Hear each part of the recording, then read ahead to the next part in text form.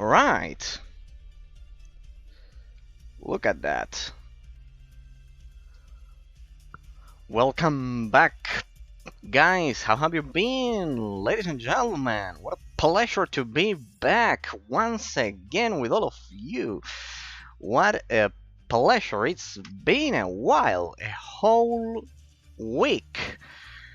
Well, as you know, I was busy. I was extremely busy. That's why I couldn't stream this week. I was busy with my Italian citizenship, so I simply couldn't stream. I even went to the consulate and everything.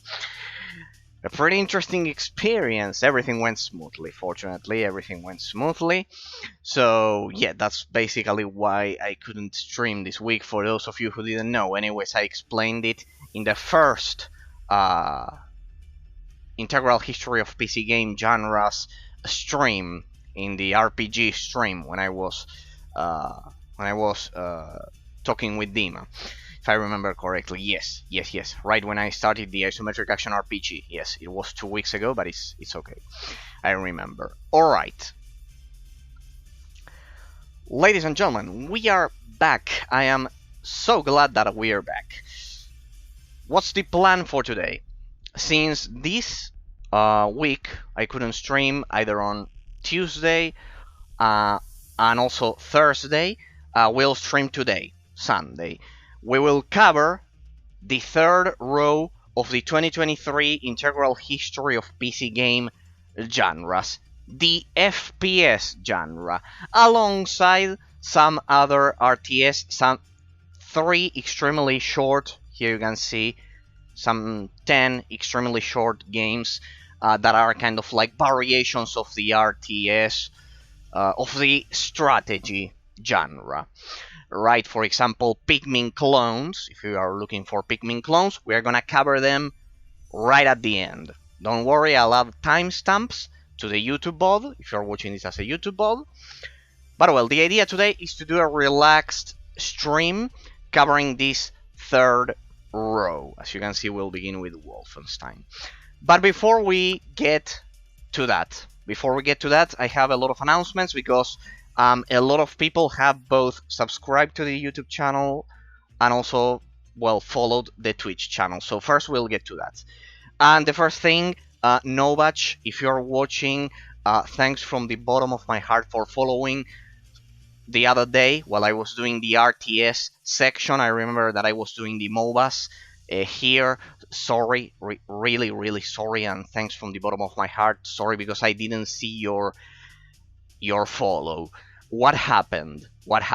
This also happened with the previous follow, Dima's follow. What happened?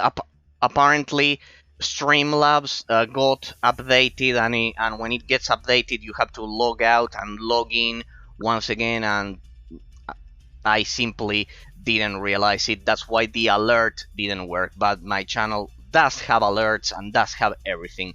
The problem is that the minifeed, the history of the minifeed, since I was logged out, I realized you followed after the stream finished, when I saw the events over at Twitch, because when I saw that the number changed, I said, no, well, this can't be. Where's the alert? Well, that's the problem. You have to log in and log out, because when they update the app, you have to do that. And I simply didn't do it, because in case you are watching this, and you don't know, I'm an English teacher, I'm also a software developer and a lawyer. Yes, 3 things at the same time, 3 professions at the same time, and I am busy. That's why, in fact, I stream only twice a week. So I'm extremely busy, and well, that detail, sadly, it flew under the radar of my radar, and I missed your follow. Sorry from the bottom of my heart, and thanks also from the bottom of my heart for following the channel. I deduce that you probably followed even before we started talking the other day. Special message for you, Novach. If you are watching and you happen to visit the stream, if you're watching this as a YouTube bot and you happen to visit the stream, uh, I'll give you an exclusive sneak peek of Heroes of New Earth that we were talking the other day. So Novach, if you are watching, if you visit the stream, I have a trick that will allow me to reproduce the alert of the follow. So because I'm saying this because of what I'm gonna show right now, because I've fixed it now. I'm going to, if you visit the stream, if you happen to visit the stream, I'll reproduce the alert properly once again, and I'll give you an exclusive sneak peek of the version of Heroes of New Earth that we were talking about the other day, right? Exclusive for you. I'll give you a sneak peek of this exclusive version that I have here, way before I do the offline MOBA showcase. Then I'll showcase all of the offline MOBAs, but it will be some weeks later. If you visit the stream, if you happen to visit the stream, I'll give you an exclusive sneak peek of this version that I reverse engineered with all of my love and and dedication, because it took me a lot of time getting the files. So there's that. There's that. So Novach, if you happen to visit the stream, if you happen to stumble upon my stream again, I have that offer exclusively for you, showcasing this unique version that you will find nowhere else, and that is a reverse engineered version of the game that you loved so much. Right. So there's that. I wanted to comment that right at the beginning of the stream because it was top priority. Sorry that I missed your follow, and thanks from the bottom of my heart once again for following. I have alerts. My stream isn't a ghost town. I actually have everything programmed correctly. It's just that they update Streamlabs, and since I'm extremely busy in real life, I simply missed that detail. Well, there's that. Now, to verify that, we will continue with the second message of the day, because a lot of people subscribed to the YouTube channel while I was busy over at the over at the consulate with my, while I was offline getting my citizenship. There were a lot, and I've created also YouTube alerts for those of you who publicly subscribe to the YouTube channel. Remember, I cannot read those who subscribe privately, kind of like in your settings of your Gmail account or whatever. If it's private, I cannot read it because I cannot see the name, right? But those of you who publicly subscribe, I have a special message, I have a special animation here for you. But first of all, so Novach, thanks for following. We'll begin with Twitch. Novach, thanks for following from the bottom of my heart. As I've said, if you visit, I have this special offer just for you, an exclusive sneak peek of my version, of my reverse engineered version of Heroes of New Earth. Second, thanks from the bottom of my heart, Sui Rafa, for following the Twitch channel. Let's see if it works. It indeed works. Thanks from the bottom of my heart, the incredible Luigi's Mansion Dark Moon, and also the first one. Yeah, I remember that you were commenting with the YouTube account, with your YouTube account, in the original walkthrough of Hellgate London. Great recommendation, Dragon's Dogma, back when we talked there, and thanks from the bottom of my heart for following me here on Twitch, because as everyone knows, it's much more difficult to grow on Twitch than on YouTube nowadays. So thanks from the bottom of my heart to you as well, Sweet Rafa. Deep and huge thanks. Dragon's Dogma, great recommendation, great game, and yes, they are about to they have announced the sequel. finally Capcom will release the sequel. For those of you who haven't played Dragon's Dogma, an amazing game, and highly recommended. Especially the story is like nothing you've experienced before. And the other topic that we discussed in a different video, yeah. Next time I'm looting and I get attacked, I'll say please don't disturb the looter or don't feed the looter. Could also be. But well, thanks to both of you, Novach and Sweet Rafa, from the bottom of my heart. It's much harder growing on Twitch than on YouTube, so always thanks. All right, so that's Twitch.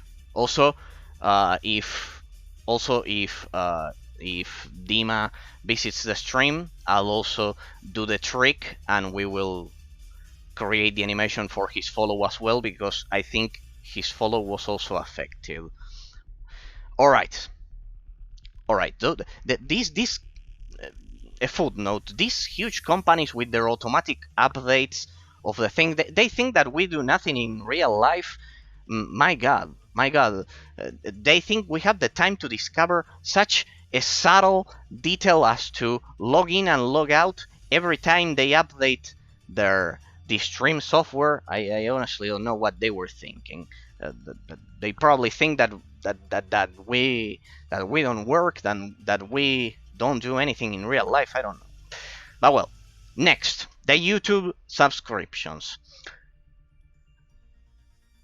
Since I fixed everything, I've also created this and a special message for the new YouTube subscribers. So the last subscriber we read was the 18th. Don't worry, I have everything here. So, thanks Daniel Cornejo from the bottom of my heart as well. Thanks for subscribing to the YouTube channel. We salute you from here. Hope you enjoy this fresh VOD. If you are watching this as a YouTube VOD, all of you, all of the 18 followers up until that point, you are subscriber number 9. No, I think. Yeah, it was. It's because it's 22. Yeah. Yeah. You were number 19. And number 20 is also a public subscription from Baylog Andras. Also, thanks from the bottom of my heart. Hope you enjoy this fresh VOD. I don't know if the alerts will also work while I'm streaming, because I'm actually logged in with Twitch, but I'm also logged in with YouTube. Hope they both work. But if they don't work, I just simply log in and log out, and I'll be able to do this. Thanks to the 21st subscriber of the YouTube channel and the 22nd subscriber of the YouTube channel, both of you.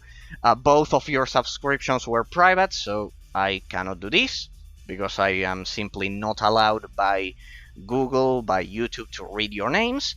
So I cannot do the animation, but thanks, I'll do it physically from the bottom of my heart to the 21st and the 22nd subscribers of the YouTube channel. Also, huge thanks, the third announcement, thanks to whoever it was, I cannot see it, whatever user it was over at Reddit, who reshared the Ultimate Nintendo 3DS collection that I regularly post there. Right, so thanks for resharing my Ultimate collection. Hope it's been useful. Also, thanks to the 7-Up voters over there, because my post was top of the week, of the day and of the week, both of them. So thanks from the bottom of my heart for helping me spread the word about the knowledge of the Nintendo 3DS, because the 3DS eShop is closing. For those of you who don't know, the eShop is closing. Nintendo is finally closing the eShop, and all of that knowledge is extremely valuable right now, because people may end up without knowing the huge library of games and the huge backwards compatibility capabilities that the 3DS has. So thanks to whoever, if you're watching, whoever reshared my Ultimate Nintendo 3DS collection over at Reddit. Okay, and the 7-Up voters as well, of course. Alright, I think I've thanked everyone. It was a week, please understand. There were a lot of people that I needed to read. Okay, and the rest of the subscribers, just in case you are interested of getting the same treatment, there you can see that the channel is pretty international. Thanks. I think you were something. I mentioned your name on stream some weeks ago. I think it's Korean. So thanks from the bottom of my heart. Thanks, Andrew. These were subscribers number 18 and this 17. So here, as you can see, I have everything. Also, thanks to you. Sadly, this one I didn't translate the name. So yeah, it's in Russian, but it could be any of the also kind of like neighbor countries of the European Union. So thanks from the bottom of my heart as well. And the others are from 10 months ago. So well, I've only reproduced the recent ones. Okay, up to 6 months ago. Okay, so everything is fixed. It should work now. As you can see, the channel is pretty international. we have everything. I'm at the South Pole, and yes, we have from every corner of the world. That unites us as gamers. All right. Everything is ready. All of the announcements. Okay, so let me mark them as red here, and here. And what do we have for today, people? And what are the plans? Plans for the future that we have. Just as a recap, we have to finish, first of all, the 2023 Tour collection here. We have FPS, third-person shooters, racing, and hack and slash over there. We have 3D and 2D platforming, as I do this every year. This is the integral history of PC game genres, tower defense. We need to finish this. First. We also have the offline MOBA showcase, as I've mentioned. Novach, if you visit the stream, I'll give you an exclusive sneak peek of Heroes of New Earth. We also have to complete the 3 activities that we have left to explore of London 2038. We also have those 3 activities left, and because I said I would explore the whole game, and apparently there are 3 more activities that I need to do, including the dreaded Australian maps. And then at the same time, we will begin the next analysis. I mentioned that I have many games that I want to showcase, and you'll see that there are more of the FPS genre that I have here. I have from every genre, I have games that I want to showcase. It's just that I don't have enough time, people. That's the thing. So, okay, I think I've covered everything. I already have the soundtrack there. Yeah, one more thing. I released an exclusive, of course, while I couldn't stream. I released a recording that I had from some weeks ago, which is a solo Chromorax the Invincible kill with the sniper. Most people do that kill as Lilith, as the Siren. It's much easier because you can turn invisible, but it's pretty tough to do it solo as a sniper. And I recorded a 30-minute video of how to kill Chromorax as a sniper solo. Pretty interesting, pretty unique. So yeah, pretty much. If you are interested in that, because I definitely had a lot of issues trying to do that. So Yeah, pretty much. If you're interested in that, I've recorded 4 kills. 4 kills. With a custom soundtrack and everything, pretty epic for your enjoyment. And I did both sniper style and gunslinger style. So you have everything. You have the classic spray and pray style of Borderlands if you play soldier. In this case, done with the sniper class with Mordecai. And then of course the classic sniper class that I love so much. But anyways, it's also a spray and pray style because I use the Orion, right? This Orion sniper rifle. So yeah. Okay, ladies and gentlemen, let's begin because it's been 20 minutes. I thanked everyone. I've commented everything, the recap. So let us begin. Let us begin. We begin with the father of all FPS games. Of course, it's not this version of the game because the original one from the 90s, if I remember correctly, or maybe we could even be talking about the 80s. Well, I think it was the 90s, if I'm not mistaken. If my memory serves me right, 1993, something like that. I don't remember. Well, even before Doom, Doom was created with the same engine. It's Wolfenstein. This is the 2007 version or 2009, something like that. I completed this game on the hardest difficulty. The Wolfenstein is the father of all FPS games. It has to be here. Um, this game, in particular, the first remake of Return to Castle Wolfenstein, which is the original, this fully fledged 3D remake released during the 7th generation. It's an amazing game, extremely challenging. If you plan on beating it on the hardest difficulty as I did, just know that you won't be allowed to use a crosshair. I completed it without a crosshair. Something interesting is that some gaming monitors, for example mine has it, is that they can produce crosshairs. The monitors can produce their own crosshairs. Mine can do it, though I don't use it. But back then I didn't have, back in 2009, such an advanced monitor, and I did it without any crosshair or anything like that. So old school style. It's a pretty challenging game.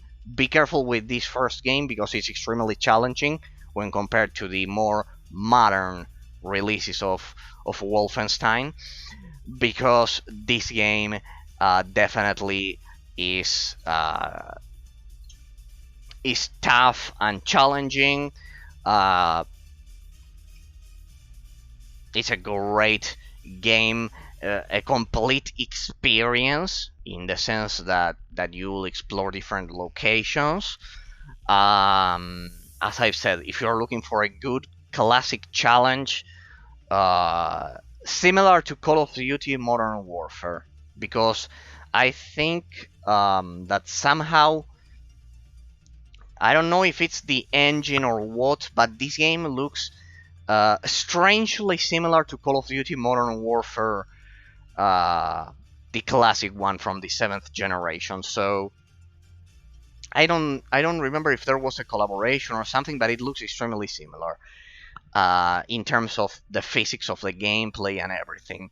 So if you liked, especially if you liked Call of Duty Modern Warfare, the original, you'll probably like this one because even the physics and the weapons and everything from World War II, you'll love it. Granted, Call of Duty Modern Warfare, the first one,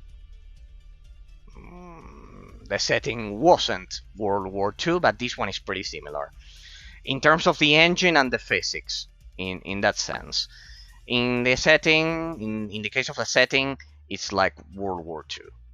Pretty amazing. I still need to play the most modern versions. I haven't completed them, but you have the New Order, the Old Blood. This is the correct order. The New Colossus, Wolfenstein 2, the New Colossus, and there's also Wolfenstein Young Blood that I don't have here, but well, uh, in Young Blood it's a spin-off. You don't control Blazkowicz, uh, so it's a spin-off. So here I have the main series up until Wolfenstein 2. All right, all right.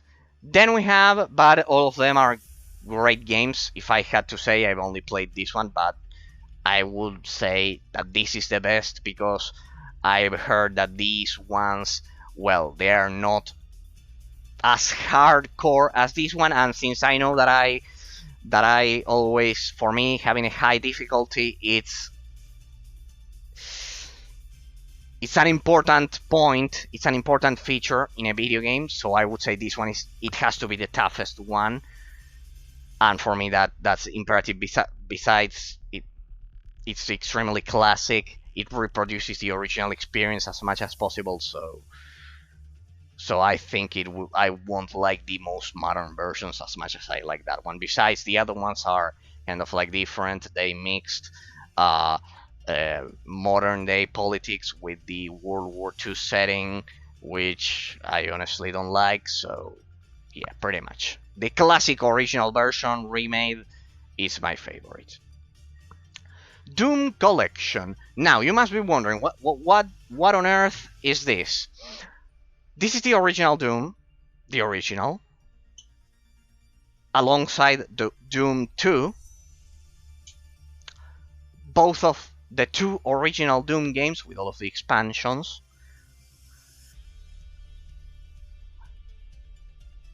But not only with the classic graphics. This is actually the Ultimate Doom. It's a modded version of Doom. I've explained this last year. This is a mod of the original Doom and Doom 2 and the expansions. But in this one you can enhance the graphics kind of like one by one. And when I say one by one, it's with the most painstakingly obsessed level of detail. Kind of like every single graphical effect of the original Doom and Doom 2 and their expansions can be upgraded all the way from 2D, kind of like 2D graphics with the fixed position, kind of like with the shotgun centered in the middle of the screen. You can manipulate everything.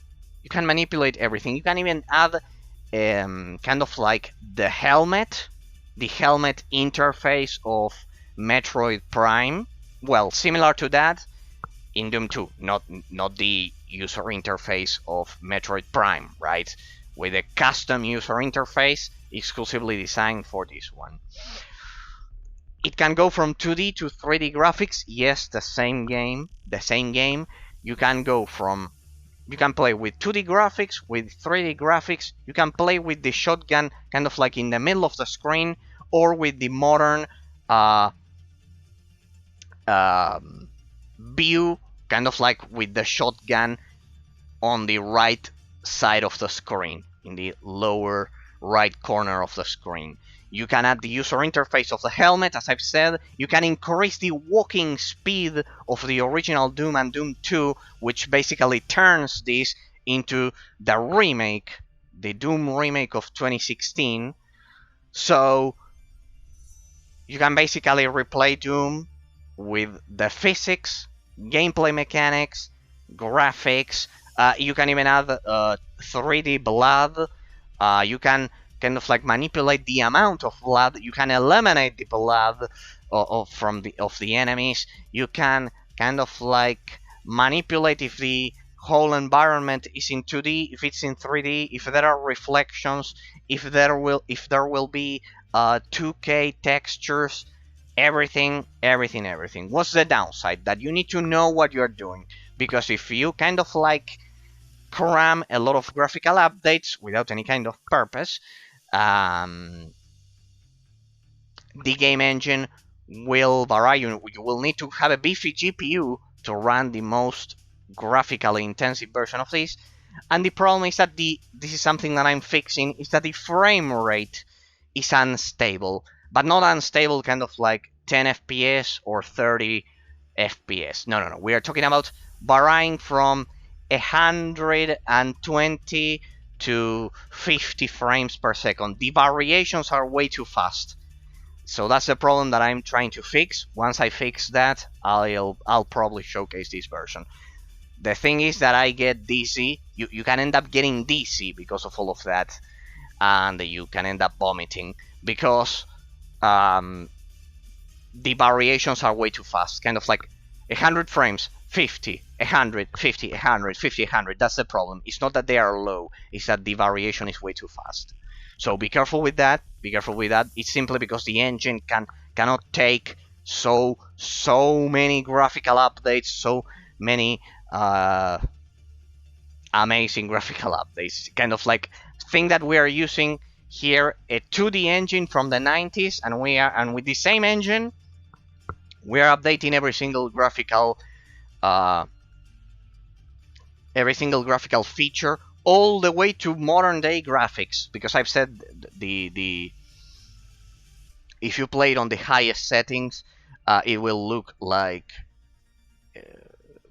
a 3D game from 2016, 2017. I don't know.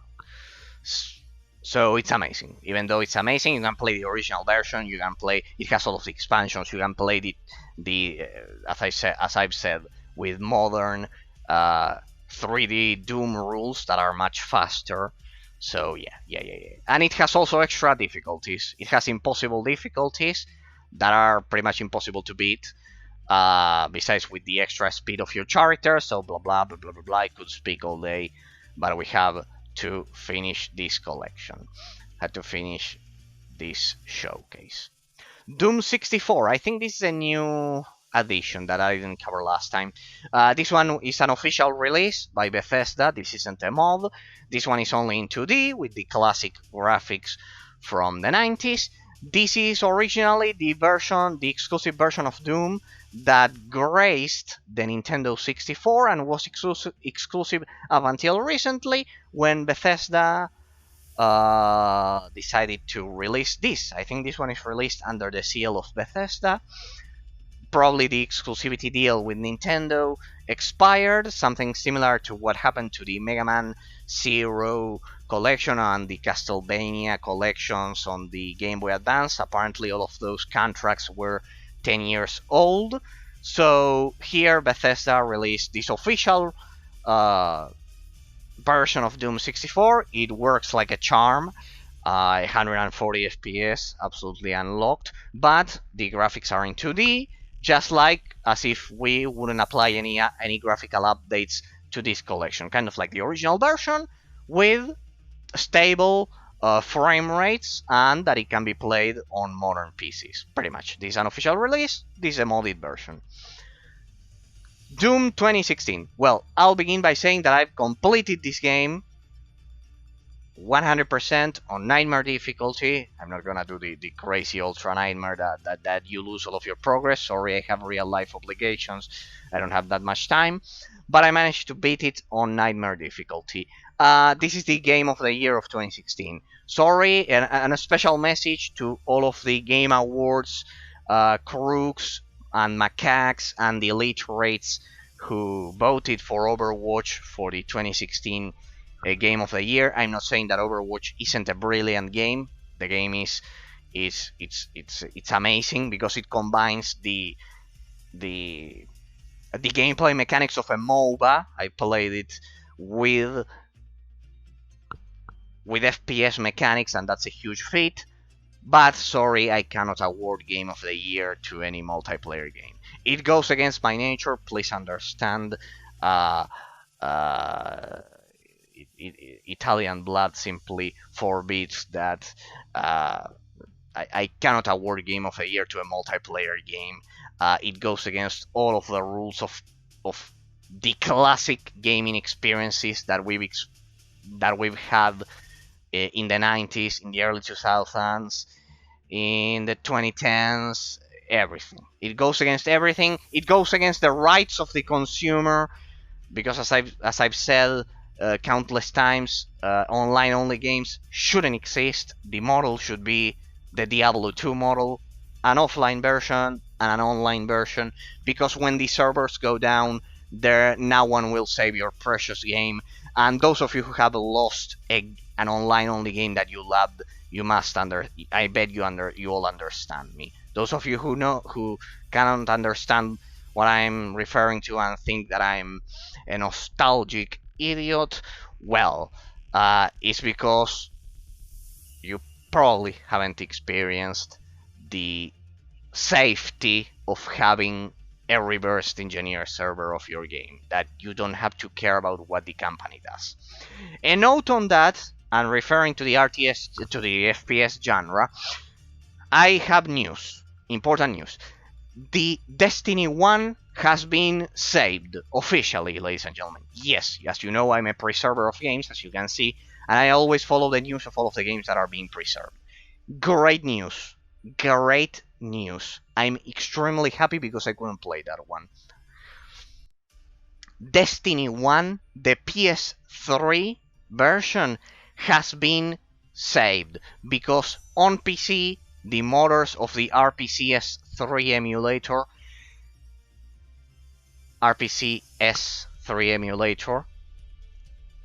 have developed a reversed engineered server, just like, for example, London 2038. They have developed a reversed engineered server of Destiny 1. Of course, because of restraints, because of the limits of the emulator itself, the graphics are not working properly yet, but the work on the back end, it's amazing. Kind of like the connections of the server, rather than the graphical aspect of it. Of course, that's always left for the last part. It's the last thing they do, because they have to optimize the game for the emulator in that case. But yes, even if Bungie decides to shut down the servers of Destiny 1 eventually in the future, the game has indeed been preserved with a reversed engineered server that's already online of Destiny 1. The problem is that the emulator on PC still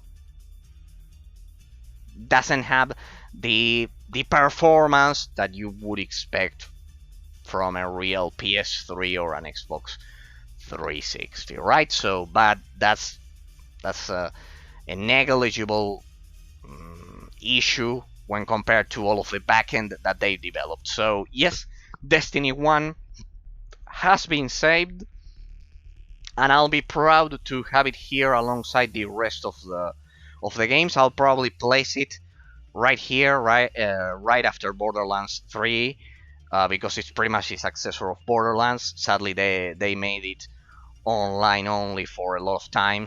For a lot of time. Originally, they said that it would last 10 years, and if they decide to destroy Destiny 1, it would have been a tragedy. Sorry, had they decided to do it, because they haven't shut down the servers, but had they decided to do that, it would have been a tragedy, but it has been saved once again by the PC community. So thanks once again to all of the great developers of the RPCS3 emulator, because I repeat, ladies and gentlemen, Destiny 1 has been reversed engineered, and it has been saved forever, because with a reverse engineered server, even if Bungie decides to shut down Destiny 1, the servers on the PS3 and the Xbox 360, which they are still alive, even if they decide to shut them down, the server is now preserved forever, just like London 2038, just like the reverse engineered servers. Alright, Doom 2016. As I was saying, this is the game of the year. It's not Overwatch, I'm sorry. This game is amazing. It's 10 out of 10. I know that nowadays people like Doom Eternal much more, but I would say that the original experience was perfect. It was amazing. This game is a fast-paced shooter that you need to play. This is the game of the year of 2016, not Overwatch. I repeat, as you can see, I have my rants for every genre, and this game is amazing. Highly recommend you play it before you play Doom Eternal. I don't believe in that of playing the most modern entry of a game without playing their predecessors. So trust me, this one is as incredible as the second one. Yes, the second one has more features and everything, but the original Doom from 2016 is amazing, and it's an incredible experience that you need to play. You need to play this game because it's amazing. excellent graphics. It uses an advanced Vulkan engine. Back in the day, it was uh, an absolute improvement over the OpenGL engine, the API that we were using up until that point. So this game popularized the Vulkan API. That's another feat that it did. So well, several years later, 2020 instead of 2016, I'm just using my memory, Doom Eternal. This game is amazing. It should have been Game of the Year once again in 2020. I would have given Game of the Year to either to Doom on 2016 or to Doom Eternal on 2020. I don't know what they were thinking. These games are both probably between 20 and 50 times better than Overwatch. Not that I'm saying that Overwatch sucks. As I've said, it's an incredible game that has a lot of merits because it combined the gameplay mechanics of a MOBA with the FPS gameplay perspective and also the mechanics because you still have to aim. It did a lot of things right, but without a doubt, I would say that the remake of the father of the FPS genre is arguably more important. Personal stance, but something that has been sadly ignored nowadays. We continue. Rage. This one is extremely forgotten. The first Rage. The ending of this game, let's say, not the ending. The game as a whole, it's not a complete experience because I think it's a cliffhanger. I didn't play it completely. But I can say this, if you liked Fallout 3, you'll probably like the setting of this one. Think about, I always use this reference. Mad Max, Borderlands, they all follow the same style of post-apocalyptic desert with a lot of incredible technology left by a race which was much more advanced than we experience nowadays. That's pretty much the setting. And yes, I highly recommend this one if you like Mad Max, if you like Borderlands. This one is first person. It has less RPG aspects when compared to Borderlands. It doesn't have, I think it doesn't have floating damage numbers, but nonetheless, I would still recommend it, and that's why I still have it in my collection. The first Rage. This one is from the 7th generation, and several years later, and by several I mean a lot. I'm pretty sure there's 10 years between Rage 1 and Rage 2. I'm not sure, I'm using my memory, but I'm sure there's at least 10 years. They released this one, and this one didn't sell well enough to revive the franchise and turn it into something like Far Cry. Basically, Bethesda wanted to make a Far Cry. I know this one was ID Software. The problem is that it was owned by Bethesda, and now they are all part of the same. It was ID Software. All of these were ID Software. The thing is that it's property of Bethesda, if I'm not mistaken. It's still property of Bethesda. So, also highly recommended. If you like the first one, you'll probably like this one. In that sense, it's a no-brainer if you like the first one. So great. This is another great example of a lesser known franchise that certainly deserves your attention. Half-Life. In this case, Half-Life 1. I didn't play this one. This is the updated version of Half-Life 1, recently released and updated with modern graphics by a team approved by Bulb themselves. It wasn't Bulb, it was a fan team that had the green light, the approval of Bulb. That's basically the idea. Huge congratulations to Bulb, because I think they're the only company that has ever authorized something like this, pretty much. So kudos to them, because kudos to Gaben, to Lord Gaben, to Gabe Newell, because authorizing this with your own franchise is something is something noble to do. It doesn't have any other adjective to qualify it. It's something noble to do, allowing a fan team to do this, and yes, it turned out to be an amazing mod. An amazing mod? No, it's a remake of Half-Life 1. I didn't play this one, but I have a feeling that I like Black Mesa much more than Half-Life 2. I have a feeling because I didn't like Half-Life 2.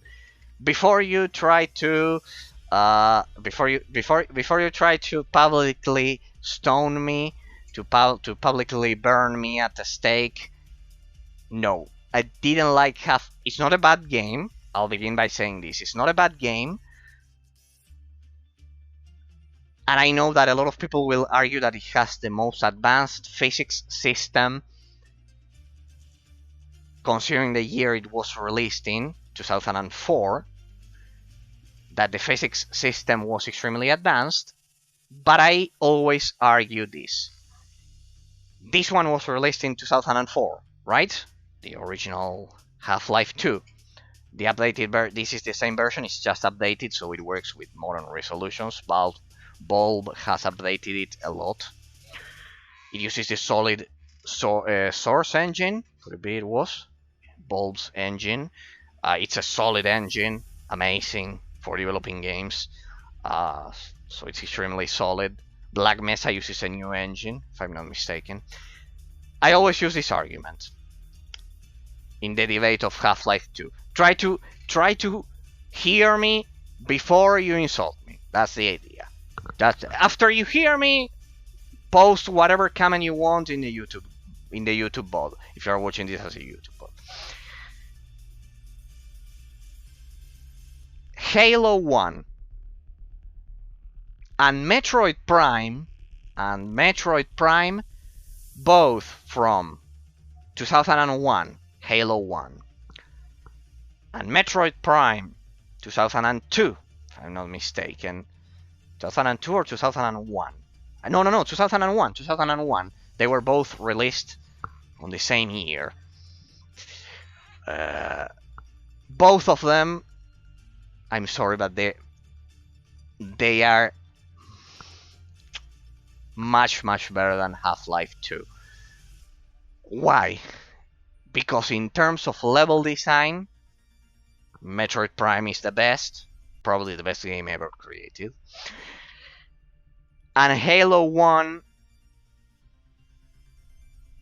is probably the most complete shooter of the early 2000s. It's as simple as that. Enemy variety, difficulty, gameplay mechanics. Half-Life 2, even on the hardest difficulty, it's easy when compared to Halo Legendary difficulty, when compared to Metroid Prime on hard difficulty on the GameCube or on the Nintendo Wii. You have the other version, and you have the recent re-release of the Nintendo Switch. Both Metroid Prime and Halo 1 are much better than Half-Life 2, and they were released 2-3 years. Yes, yeah, because if both were 2001, I'm in doubt with Metroid Prime. I don't know if it was 2002 or 2001, but well, 3 years earlier, with better level design, with better gameplay mechanics, with a much more action-oriented gameplay mechanics.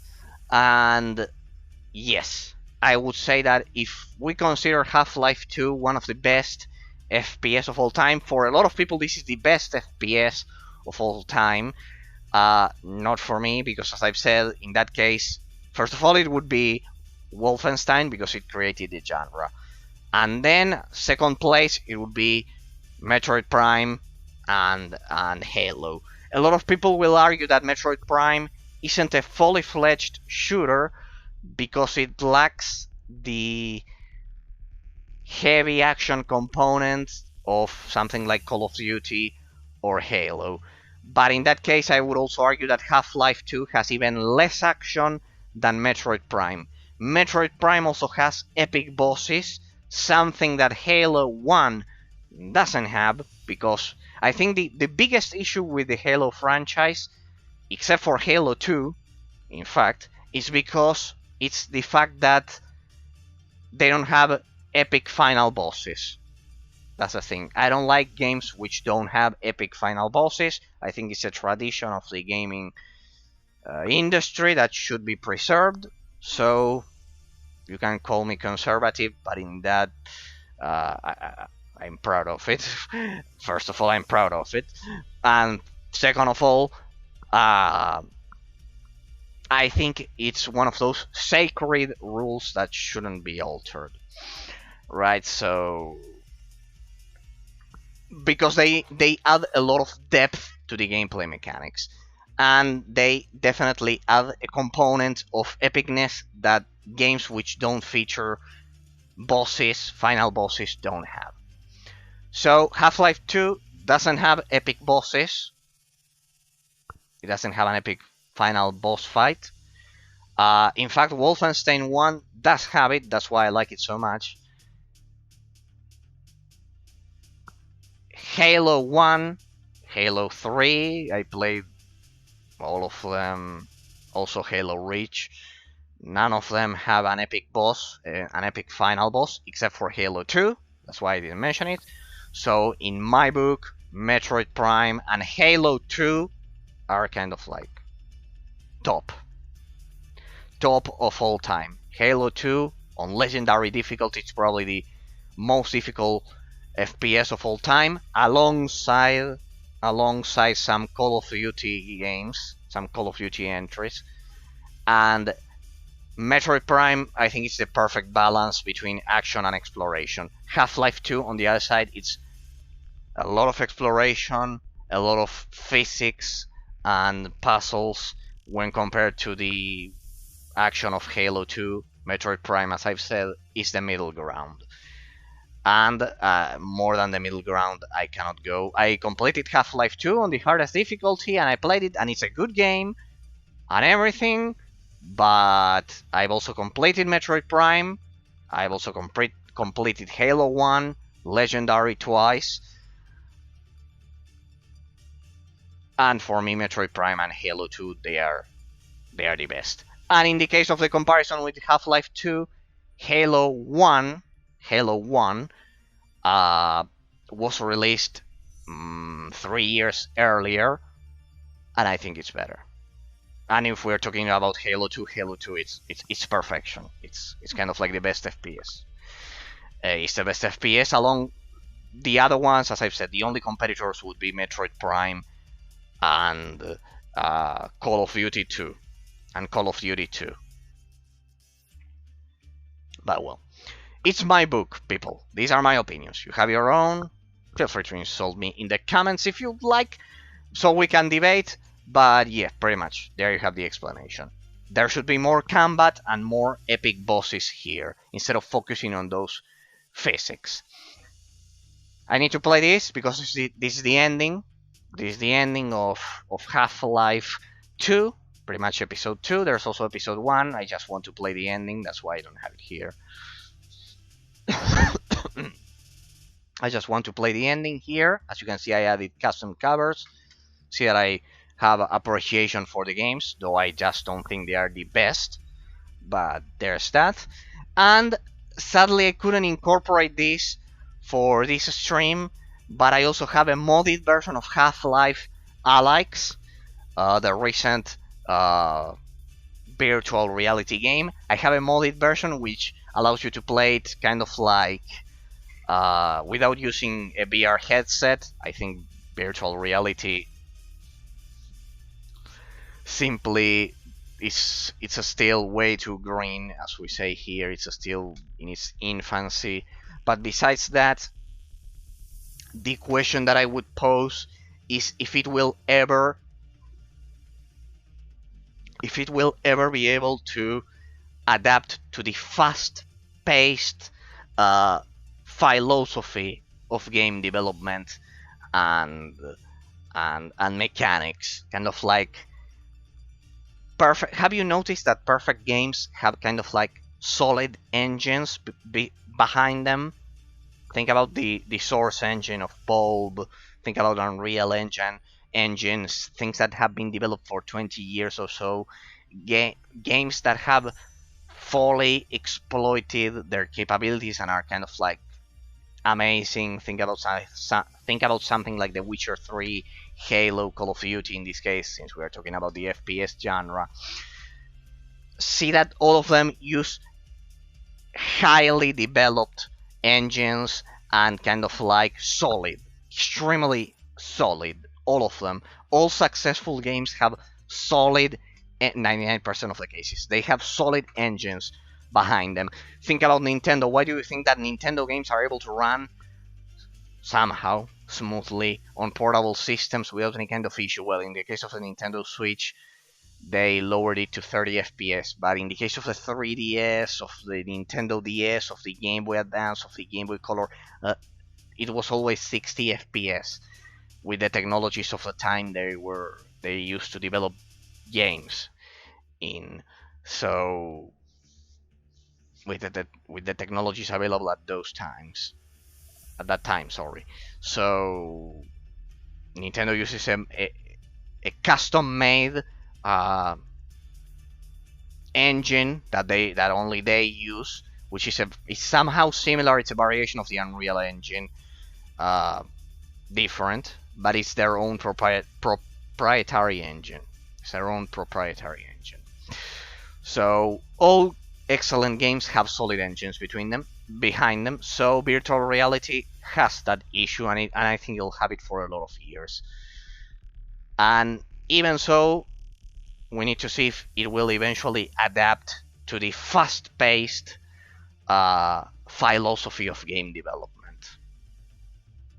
But I do have Half-Life Alyx, no VR, an OVR mod version. It's a complete version made by the PC community that I don't have it here. I have it ready, but I still have to implement the mod, so it's still not ready. Still not ready. Once we get to the next row or something, any other day, I will go back and showcase it right at the beginning of the stream so everyone can see it. Or we could showcase the game, because I'm pretty curious to see how it works. Alright, so just so you know, it's not here, but I have a modded version of Half-Life Alyx without VR. So yeah.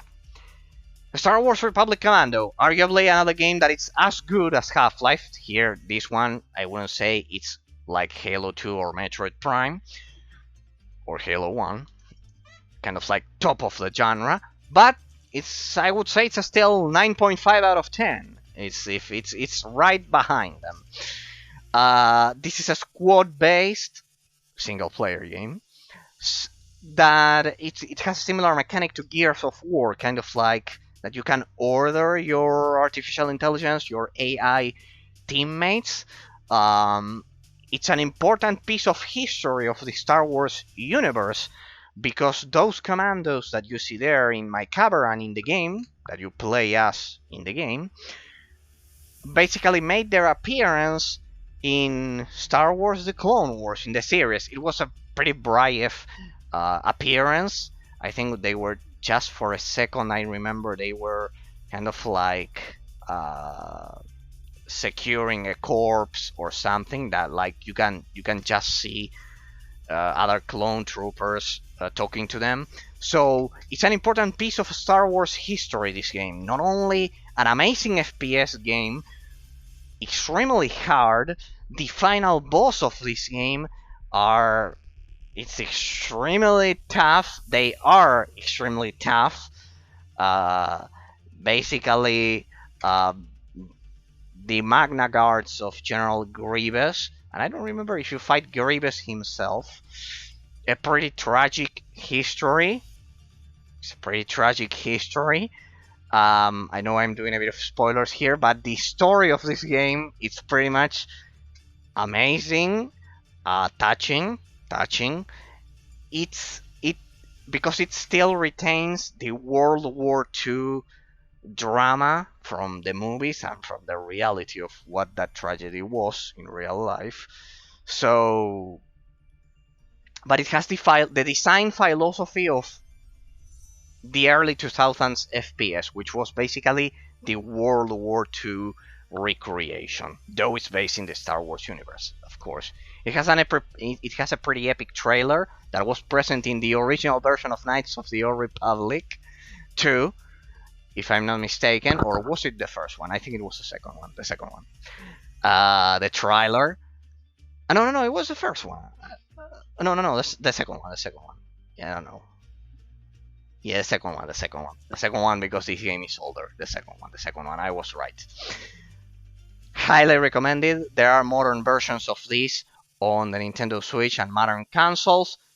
This PC version, you can mod it. You have to hex edit. I think you have to hex edit the executable. You have to completely mod it so the user interface will scale properly in game. You have to, but if you manage to mod it, which is a relatively high level of difficulty compared to other mods, just like what I described with the Winter Assault expansion of Warhammer Dawn of War, because in that one you have to hex edit. I think in this one you also have to hex edit and modify the files, but if you can do that, this is the best version. This is definitely the best version. You can use mouse and keyboard. It has the user interface of the helmet is extremely clean. If there's something that I love that Halo Infinite also decided to implement, is when the helmet has user interface. That's why I love Metroid Prime as well. It's an amazing touch. That's why I love the fact that you can add it to the Doom collection here, to Doom 1 and Doom 2. That Republic Commando does have it, and that Halo Infinite decided to include that. I played this game completely. I completed this one. I completed Half-Life 2. I completed here the Doom collection. I completed this one on Nightmare difficulty. I need to complete the rest, and I completed Wolfenstein. I have many games to play, people. We have a lot of things to do, and we don't have enough time to play them all. I completed the whole Master Chief collection on Legendary difficulty. All of them, yes, even Halo 2. Yes, it took me kind of like a month, but I did it. I completed Halo Reach on the highest difficulty on the Xbox 360. I haven't played this version, so I finished it with a controller without auto-aim. So Halo Reach, I completed it on the Xbox 360. It also looks amazing. Here I completed Halo 1, again on Legendary difficulty, because I had originally completed the original one on PC. It was on PC up until recently, Halo 1 and 2, the original versions. So I completed Halo 1 Legendary back in, I think I did it in 2005. It was much later, 2005, 2006. And then here I completed once again the remake. Here Halo 1 Legendary, Halo 2 Legendary, Halo 3 Legendary, and I left Halo 4 that I need to complete it on Legendary. But pretty much I completed everything except Halo 4 and and 3 ODST, that small expansion. So yeah, Reach 1, 2, and 3. I have that completed. I am curious as to see how Halo 4 is and how that 3 ODST is. And I still need to play Halo Infinite, of course. This one I completed it. Well, we get to Call of Duty. Now you must be wondering, why do we have that here if actually your oldest Call of Duty game is Call of Duty 2 here? Well, let me explain. Here we have to explain it. Halo, the Master Chief Collection is amazing, of course. Halo, what could I say about it? For me, it's better than Half-Life. For me, it's on top. The only game that comes even close to Halo in terms of FPS, there are two franchises. Call of Duty, the classic Call of Duties, not the modern ones, the classic ones, 2, World at War, and Modern Warfare. Those three. No other. Those three. Those three, Call of Duty 2, World at War, and Modern Warfare, the first one, and maybe Black Ops 1, I would say, against Halo 2 and Halo 1, which are my favorites. Halo 2 is kind of like way above the rest of them. way above the rest of them. The ones that I like the most are 1 and 2. 2, for me, it's perfection. I would say it's the best FPS. And Metroid Prime, for me, it's like that. Having played all of those FPS games, definitely. So, here you have everything. It's a legendary collection, get it now. Halo Infinite, it's amazing. I haven't played it completely, but I have played it. When I say that I haven't played them, is that I haven't completed them. In this case, this one I completed. This one I haven't completed, but I played kind of like the up until you get to the open world, like that, and I explored the open world a bit. I wanted to see how the concept worked before then I will start a new game. Consider that I only play them on the hardest difficulty. I don't play games if it's not on legendary difficulty, so I need to ensure that I have time. So yeah, that's the thing. Next, Call of Duty. Now, you must be wondering, as I've said, why do I have these 3 here and not Call of Duty 2? Because Halo Infinite has something extremely important, and something that you'll see will be a topic throughout this stream. It has arena multiplayer against bots, and the bots here are amazing.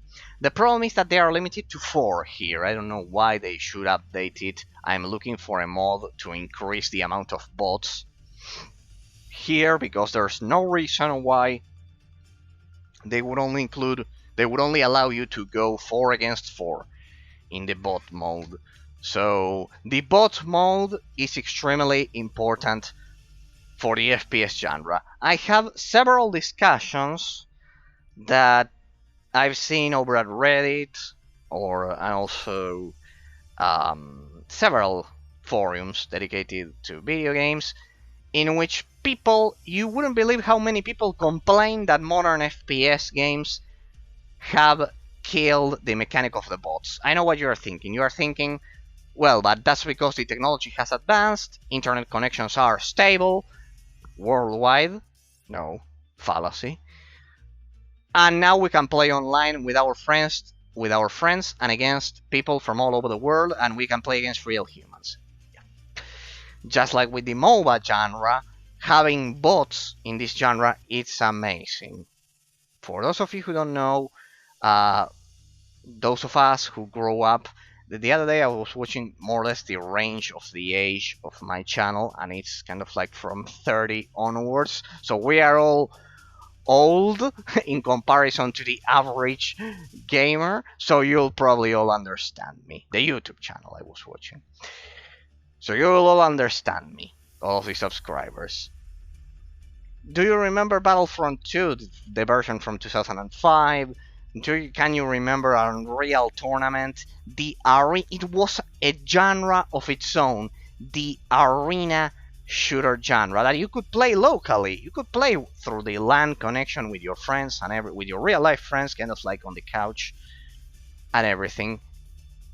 Playing online against people from all over the world, it's amazing. It's amazing that human technology has achieved this. But we should have the option of also playing against bots without a permanent internet connection. Just like with isometric action RPGs and MMORPGs, we should have the 2 options. And another thing,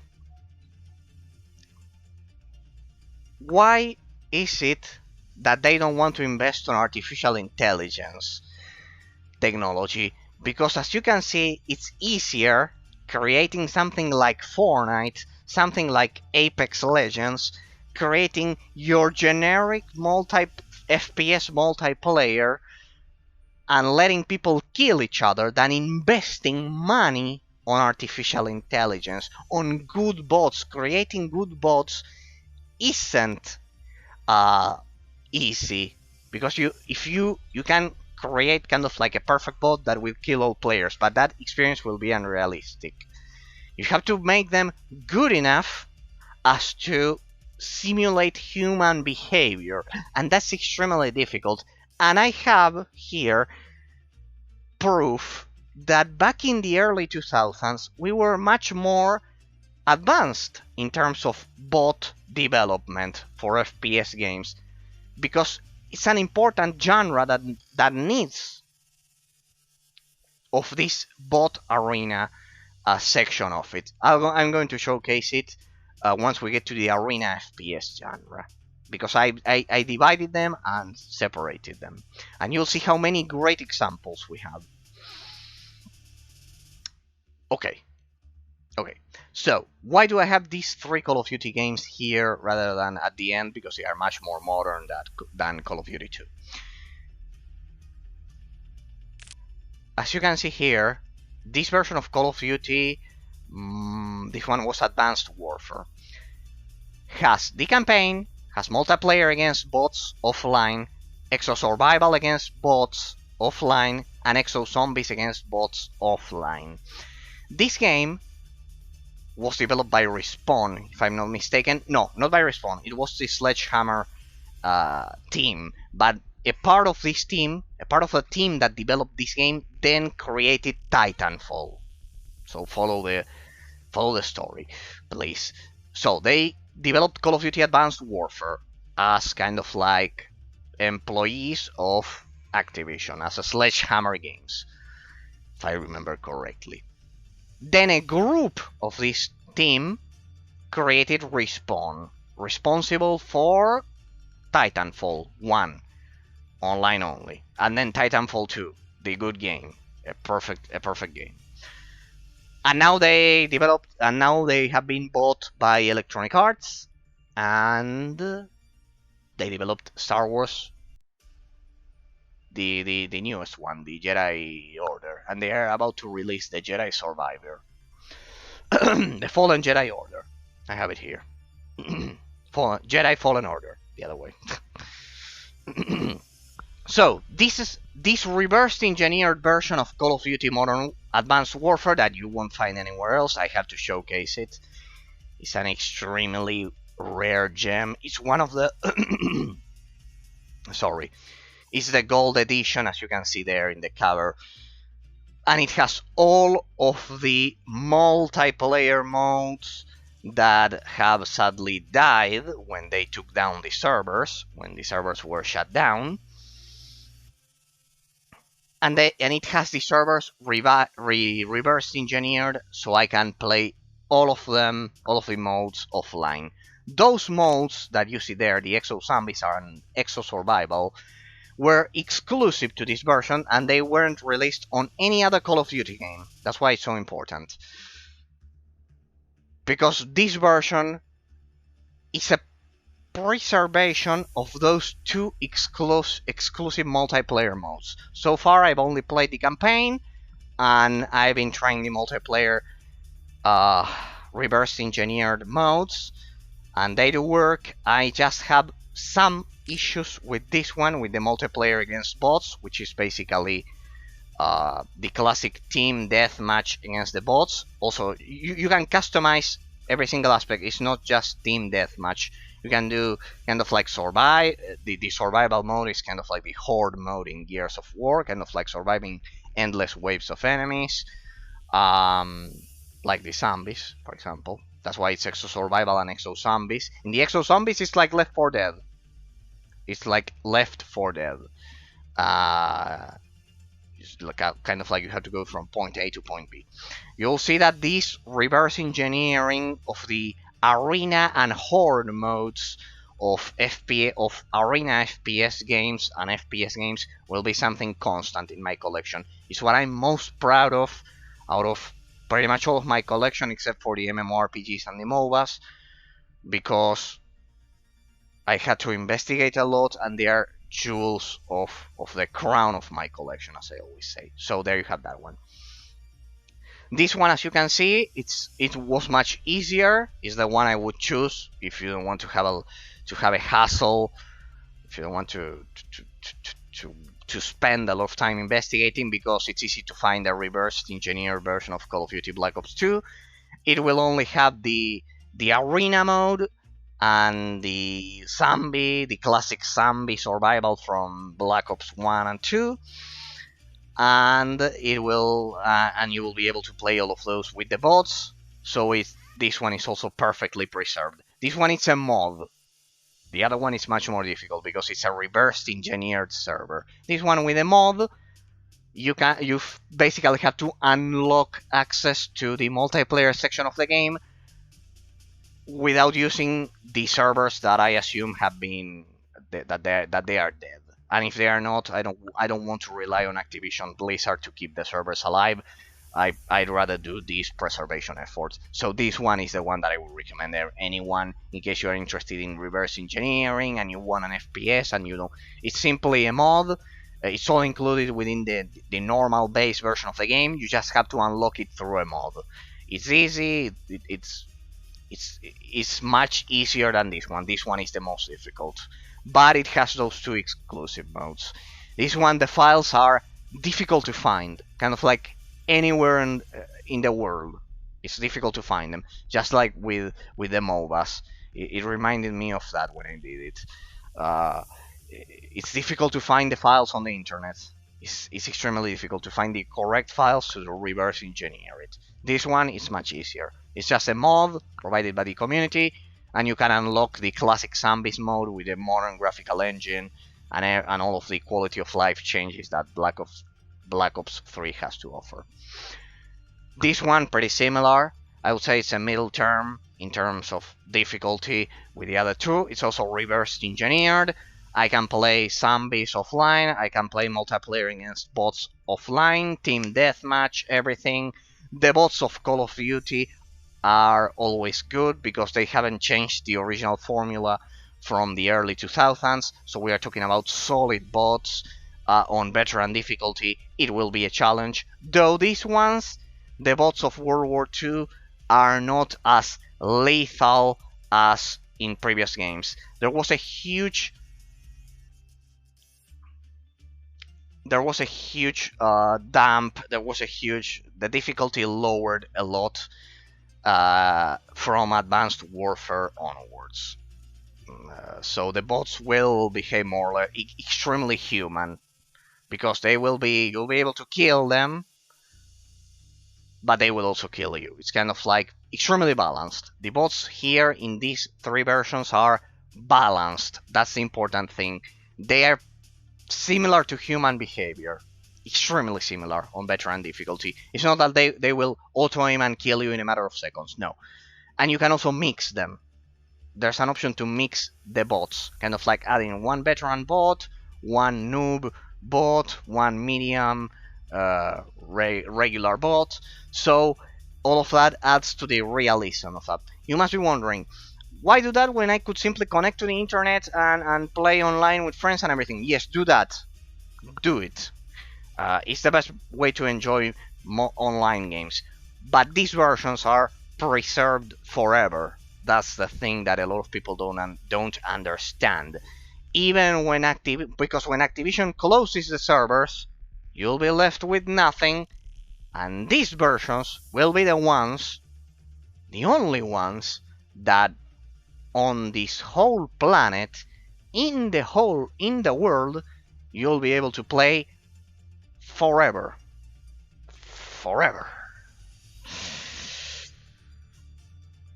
So it's an important preservation effort. That's the thing. Besides, the bots, as I've said, fortunately are balanced, and it will be a realistic experience. Highly recommended those three, and the bots of Halo Infinite, we just need a mod to unlock. It's something similar to what happened with Battlefront 2. The problem is the thing is that one I've already solved it. I mean, the community has already solved it, and I've already implemented it. Here you can also add 4 bots. That's the other thing. That a lot of them add restrictions on how many bots you can add. But these ones, highly recommended. Get the modded version of Black Ops 3. Mod it because you'll gain a lot. These two are a bit more difficult, especially this one. Call of Duty 2. Alongside Halo 2, I would say this is the best FPS ever created. Alongside Halo 2 and the first Metroid Prime 1. The final level of this game, 99% of the people won't be able to complete it. You'll be surrounded by grenades, and you'll be killed before you reach the German palace. remember to update this version because it had updates, and this game looks much better than what you think right now. On PC, with all of the graphics at maximum, it looks much better, it's much smoother, and pretty much the origin of it all. You must be wondering, why don't you have Call of Duty 1? I have it on the Xbox 360 because there's an extremely solid remastered version there that was never released on PC. So yeah, for Call of Duty 1, I would suggest the remastered Xbox 360 version is extremely smooth, much more polished than the PC version, sadly. But well,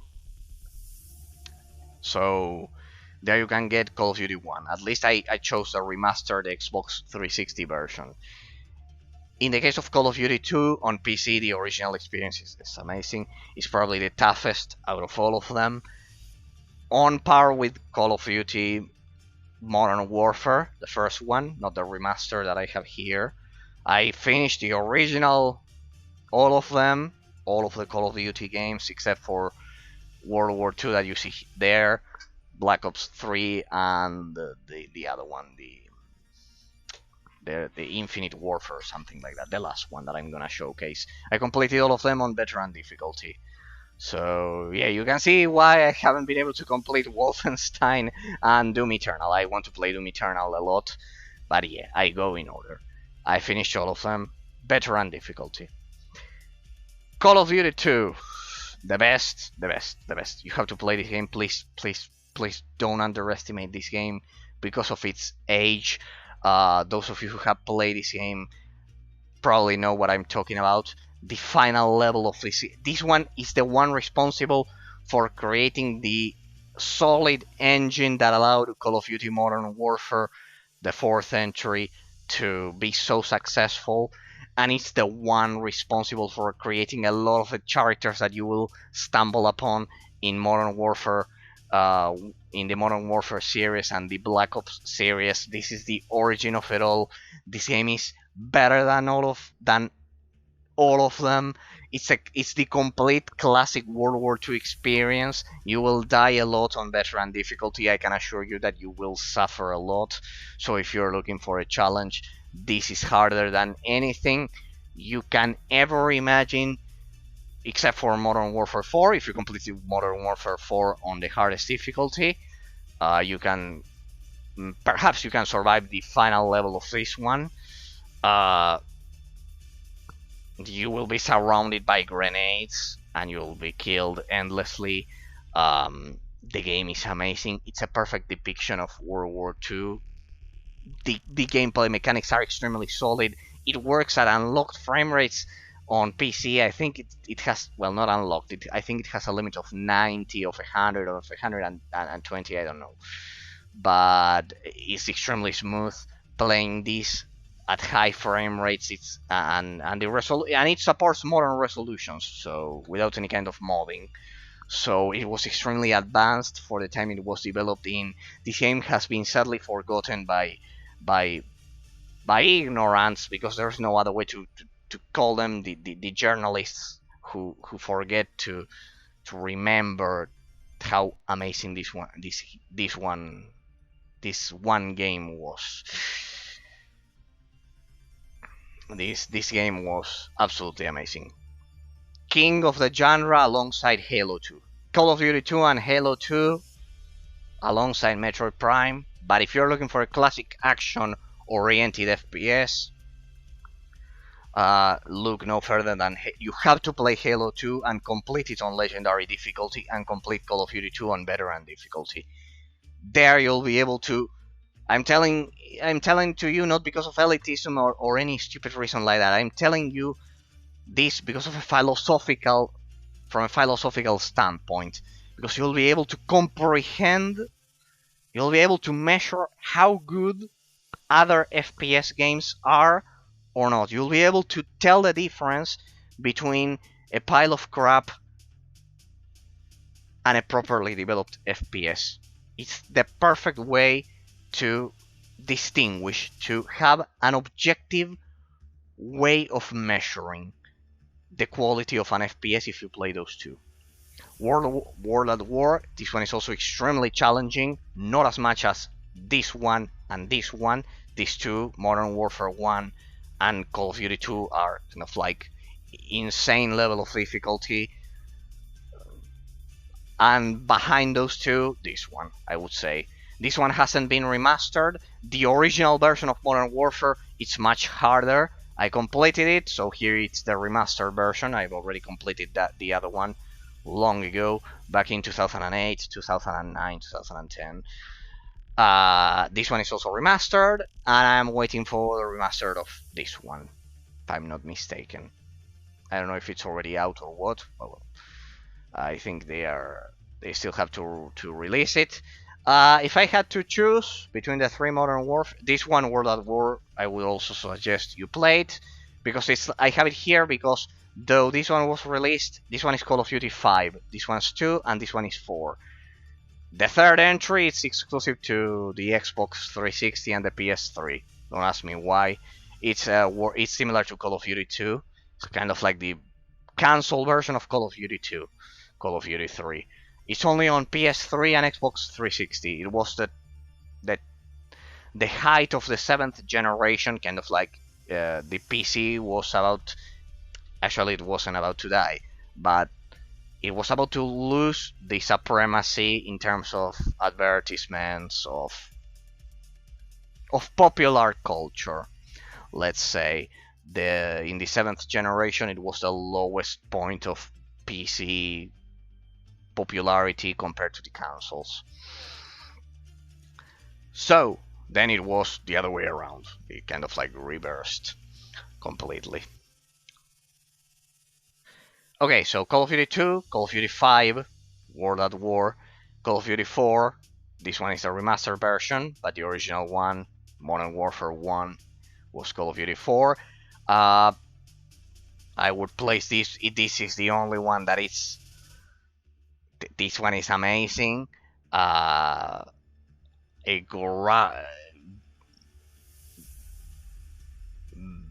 Bleeding edge technology and graphics. The original one I completed on veteran difficulty is extremely difficult. The original, this one I think it's easier. This one is also pretty tough. This one is World War 2 as well, but it's no, it's kind of like, but it's a different. It's kind of like the Asian section of it. It's kind of like against Japan and Vietnam and all of those. It's not the European front. This one is a classic European, Western European front. Not only the Western, because it also covers the Eastern Front with the Soviet Union and all of that. And it's a perfect depiction. It's a perfect depiction, this one, because it shows you that the Soviet Union wasn't as merciful as the West, let's say. Oh well, we'll leave that for another time. No, never try to get me into a rant of World War II, because there's a lot of misinformation about it. Starting with the Soviet Union, starting with that. Never get me started. Just know that. Well, I'm not gonna talk about it. I'm not gonna talk about it. But just modern people who proclaim themselves as communists, they have definitely never lived in one of the satellite states of the Soviet Union after World War II, during the Cold War. All of the satellite states from the eastern side of the Iron Curtain.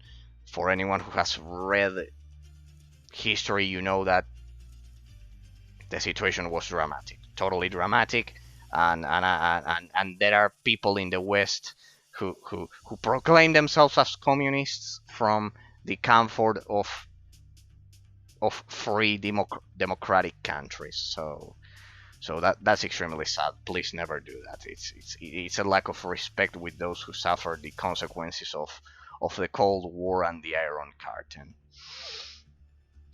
But well, going back to video games. Modern Warfare 4, you have to play this game. Out of all of them, I would say this one is mandatory, this one is mandatory, and this one is mandatory. These three are mandatory. That's why I have them here. This one is remastered. Play the remastered version if you'd like. And these two, especially this one, they are mandatory. Call of Duty Modern Warfare 2, Modern Warfare 3, Black Ops 1. This one is challenging. This one is challenging, especially one of the first levels. Then it's not that bad. Pretty unique. Pretty unique. This one is. It was a revolution back in the day. I remember that people. This one isn't remastered. This one was the last Call of Duty game created with the original engine. With the original engine from Call of Duty 2. The engine lasted from here all the way to here. So you'll see a difference, a huge difference between this one and this one. Call of Duty Black Ops 2. It's much easier. This is the point. Sorry if I mentioned another thing. I think I said the other one. No, this is the point. Where this one was extremely tough. When they changed the engine, something happened with the difficulty that it got lowered by a lot. There's a huge steep downfall of the difficulty here. This one you can finish it playing, I don't know, playing, I don't want to say playing with your penis instead of your hands, but because it's way too savage, but you get the idea. This game is extremely easy when compared to the other ones. It changed the engine, a huge letdown, a disaster. No, play from Black Ops 1, from Call of Duty 2 to Black Ops 1. Those are the most important ones. These two have remastered versions. They are about to release the remastered version of this one. This one is still the original. And this one is original. This one is the original ones from the early 2000s. They were extremely advanced. So you don't need to mod them. You don't need to add anything. They have unlocked frame rates, resolutions. The graphics are amazing. So don't worry. They were extremely advanced, and they still are. So that you won't have any issues. Kind of like, I don't know, watching a pixelated gun or something like that. You won't have any kind of problems with those. They had bleeding edge tech, so the engine was extremely expensive for Activision, so you won't have any kind of issues. Call of Duty Ghosts, easy. I completed it, easy. This one is about South America.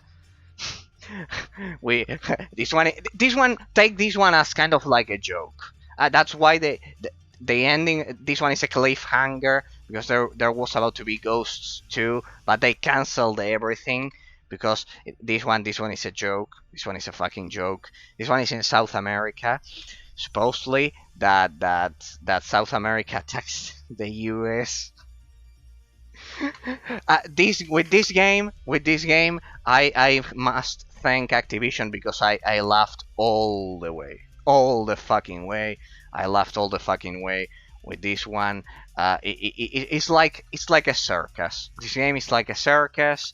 If you want to go to the circus and watch the clowns, kind of like with everything, with their crazy makeup and everything, and doing a lot of performances, this one is for you. This one is for you. If you want to go to the circus, this one is for you.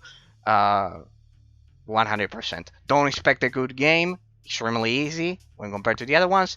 And well, if there's one positive thing about it, is that it was the origins of all of those weird tech gadgets that the saga began to include here, that the franchise decided to include. Between this one and this one, we have the others. Advanced Warfare. This one is much more solid, though still easy. This one I haven't tried it. Look at that. It's the only one that I have left to try. As well as this one, because I focus on the I've been focusing on reverse engineering the servers. I'm especially curious about this one because it's a return to World War II. This one is from 2016, if I'm not mistaken, or 2017, something like that. It's much more modern. It has amazing graphics. I remember. And well, after those, we have Infinite Warfare here. We have Infinite Warfare. After this one, I don't know what to expect from this one. I want to believe it's a continuation of Advanced Warfare, but different. I need to try it. So we'll see. We'll see. Unknown. This is the unknown. This one, I can assure you, there's a good reason why they cancelled all of the sequels. They realized that it was a fucking circus. This one is a circus. But well, there's a location. I think in one of them. I think in Advanced Warfare, there's even a location that is kind of like the south of Argentina in one of the levels. If I remember correctly. Yes. Yes. Kind of like the deep south of Argentina. And it's kind of like the South Pole, almost the South Pole. So yeah, if you want to know how much snow we have down there, play that one, I guess. They are pretty well done. I think they scanned our southern part of the country. Battlefield Bad Company 2. You have to play this one. The first Battlefield Bad Company, Battlefield Bad Company 1, of course, is exclusive to the Xbox 360 and the PS3, just like Call of Duty 3. And I played this game. I completed this game. It's extremely short. It's based on the story mode, something unusual for the Battlefield franchise, the biggest competitor of the Call of Duty franchise, because it was always much more multiplayer oriented, but it's not the case for this one. You will laugh with this game. You will laugh because the situations are hilarious. They are absolutely amazing. The dialogue lines are amazing. Probably the best dialogue you'll find in any FPS ever. It's short, not crazy short, but Battlefield campaigns are known for being much shorter than Call of Duty. That's why Call of Duty has had much more success, and that's why it's much more known nowadays when compared to Battlefield.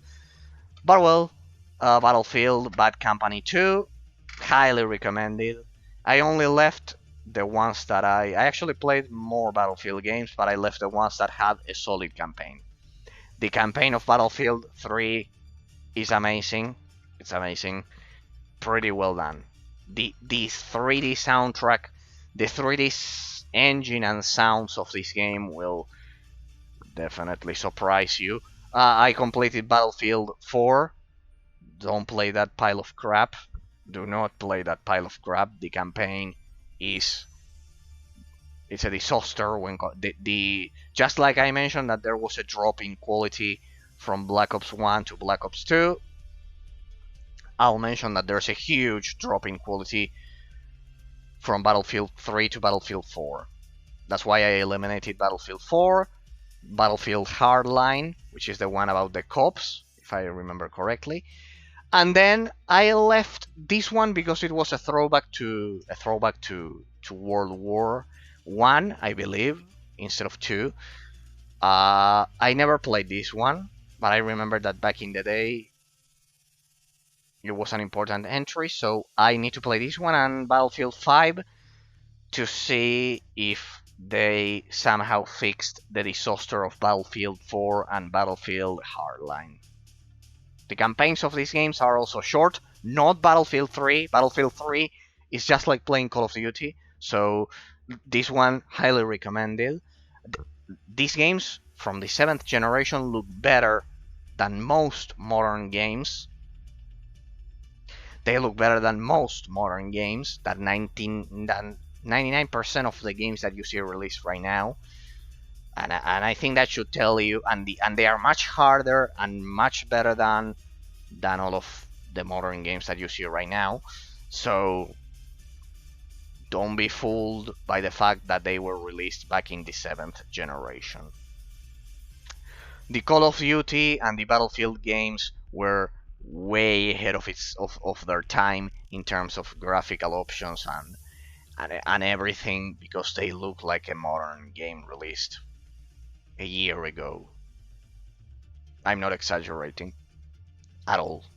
They look like a game from 2020, from 2021. Medal of Honor, this one is a copy. Medal of Honor 2013. I played this one, I completed this one. It's 3 hours long, extremely short. It's like Call of Duty, basically a clone of Call of Duty. It's kind of like they tried to copy Modern Warfare 4. So if you like a quick Call of Duty experience and campaign, you have this one. I need to try the Warfighter, the second game that they tried to release, also by Electronic Arts. That's why I have them here with those, with the Battlefield franchise. Here I'm still choosing which ones I'll keep. But this one, I played it and I think I'll keep it because, though it's short, it's like playing Call of Duty, so the campaign is pretty well done. It's like playing Call of Duty. Warfighter, I haven't tried it, but I think it's similar to this one, so yeah, pretty much. You also have one from 2007 that I also played, a Medal of Honor game on PC that it was similar to Call of Duty 2, but it didn't have single player. The huge mistake of Electronic Arts with all of these was not, they simply couldn't make a longer campaign, a decent longer campaign for any of these games. I don't know, they simply don't have the talent at this point. That's all I can tell you, that they simply never had the talent to create a cohesively developed campaign for Battlefield and Medal of Honor to remake them, and it was extremely simple. It was just, you simply had to copy Call of Duty and nothing else, basically. You simply had to copy Call of Duty and add arena bots for Battlefield, and it was easy. It was a simple thing to do, but they didn't do it. Thanks Electronic Arts once again for ruining another genre. Crysis, I completed this one, hardest difficulty, the original version. This is the remastered version, as you can see there. That's why I created this custom cover. What could I say about Crysis? Pretty much the developers of Far Cry, a portion of the developers of the original Far Cry, decided to create their own island, their own story, and their own studio and universe, and Crysis was created with that legendary phrase back in 2007. When you created a new PC, when you built a new PC, your friend would tell you, but can it run Crysis? Yes, in fact there's a graphical setting in the remastered version which is, can it run Crysis? Indeed, that's the idea. Can it run Crysis? That legendary phrase is what sent this game to worldwide fame, to being to attaining the a worldwide famous status, in which everyone knows about this game, because of how no PC would be able to move it. I had to run it. To run it. No PC could run it at 60 FPS. If you could back in the day, congratulations, you are my hero. I had to play it at 30 FPS in 2012, not in 2007. I played it with a 960. Yes, with a GTX 960. At 30 FPS with everything on ultra. Which is the can it run Crysis mode of this one. And yes, several years later, it has returned to completely humiliate our PCs and remind us that they can create the most crazy and graphically advanced games ever created. This game It's a huge part of gaming history, not because of its gameplay, which is average, not because of anything else, but because of its graphics. In terms of gameplay mechanics, it would be a 6, 7 if you're being generous. Uh,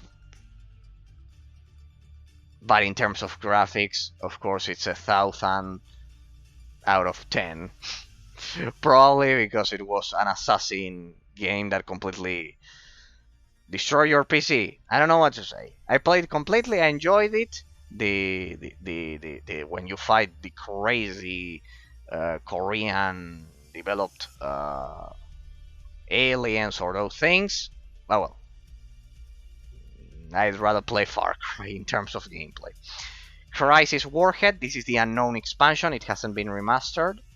Crysis 2, need to play it. Never played the original. This is a remastered version. Crysis 3 remastered, need to play it. Didn't play the original, have to play the remastered version. Far Cry 2 Fortune's Edition. I did play this one. Hardest difficulty, amazing game.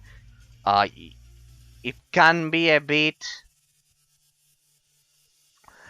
monotonous in the sense that this game is not about the story. This is what most people don't understand. This game is not about the story. It's about conquering the land around you. Kind of like surviving to the environment. Pretty much the original philosophy of Far Cry. Conquering the environment. If you want to examine the original philosophy of Far Cry, you have to play this game. Not Far Cry 3, which is amazing, which is an incredible game, but the original essence of Far Cry it's contained within this game. In this game you have a much more charismatic villain. The story of this game is next to non-existent. The ending is shitty. Everything related to the story of this game is shitty. Simply ignore it.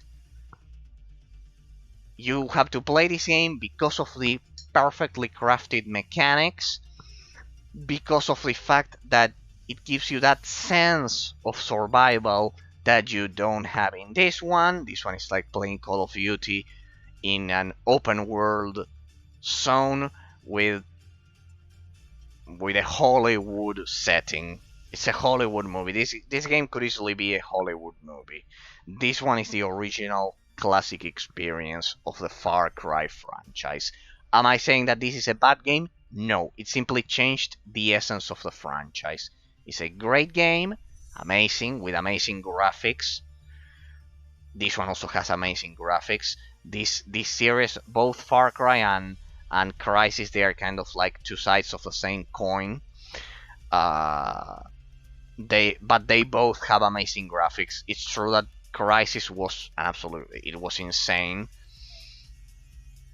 They were the most talented developers of the original Far Cry 1 team. In case you're wondering, Far Cry 1, I have it on the Xbox 360 because there was a remastered version on the Xbox 360, so I want to play that one, which has been updated when compared to the original Far Cry 1 experience, but you can play the original Far Cry 1 experience here. Far Cry 1 and Far Cry 2 are the originals. From Far Cry 3 onwards is something different. It's as if we are comparing an European movie with an American movie. Like that. They are simply different. The one I need to highlight, Far Cry 3 Blood Dragon. This is an exception. I completed these 3 games. I need to complete Far Cry 4, Primal, and Far Cry 5 and New Dawn. I'm not gonna play Far Cry 6 because there's a lot of shitty politics in it, mixed with stupid ideas, with people who are sadly insane. Kind of like the developers of the game are insane. The developers of the game have kind of like went mad. They have lost contact with reality. They have prostituted everything this franchise stood for, which was surviving in the middle of an island and those things. And they went for besides it's based on Cuba, on South America. So and they defend the dictators. They defend the dictators. So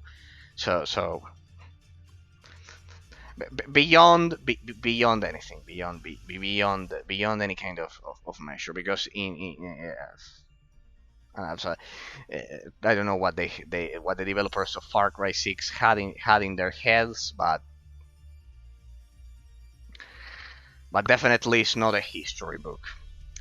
Far Cry 3 Blood Dragon. This one is an extremely short expansion of Far Cry 3. It uses the same engine, but it's a dystopian uh, 80s version of it. It's amazing. I would arguably say that it's better than Far Cry 3.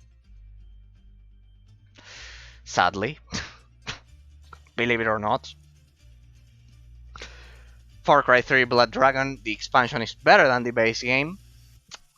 What are you gonna do?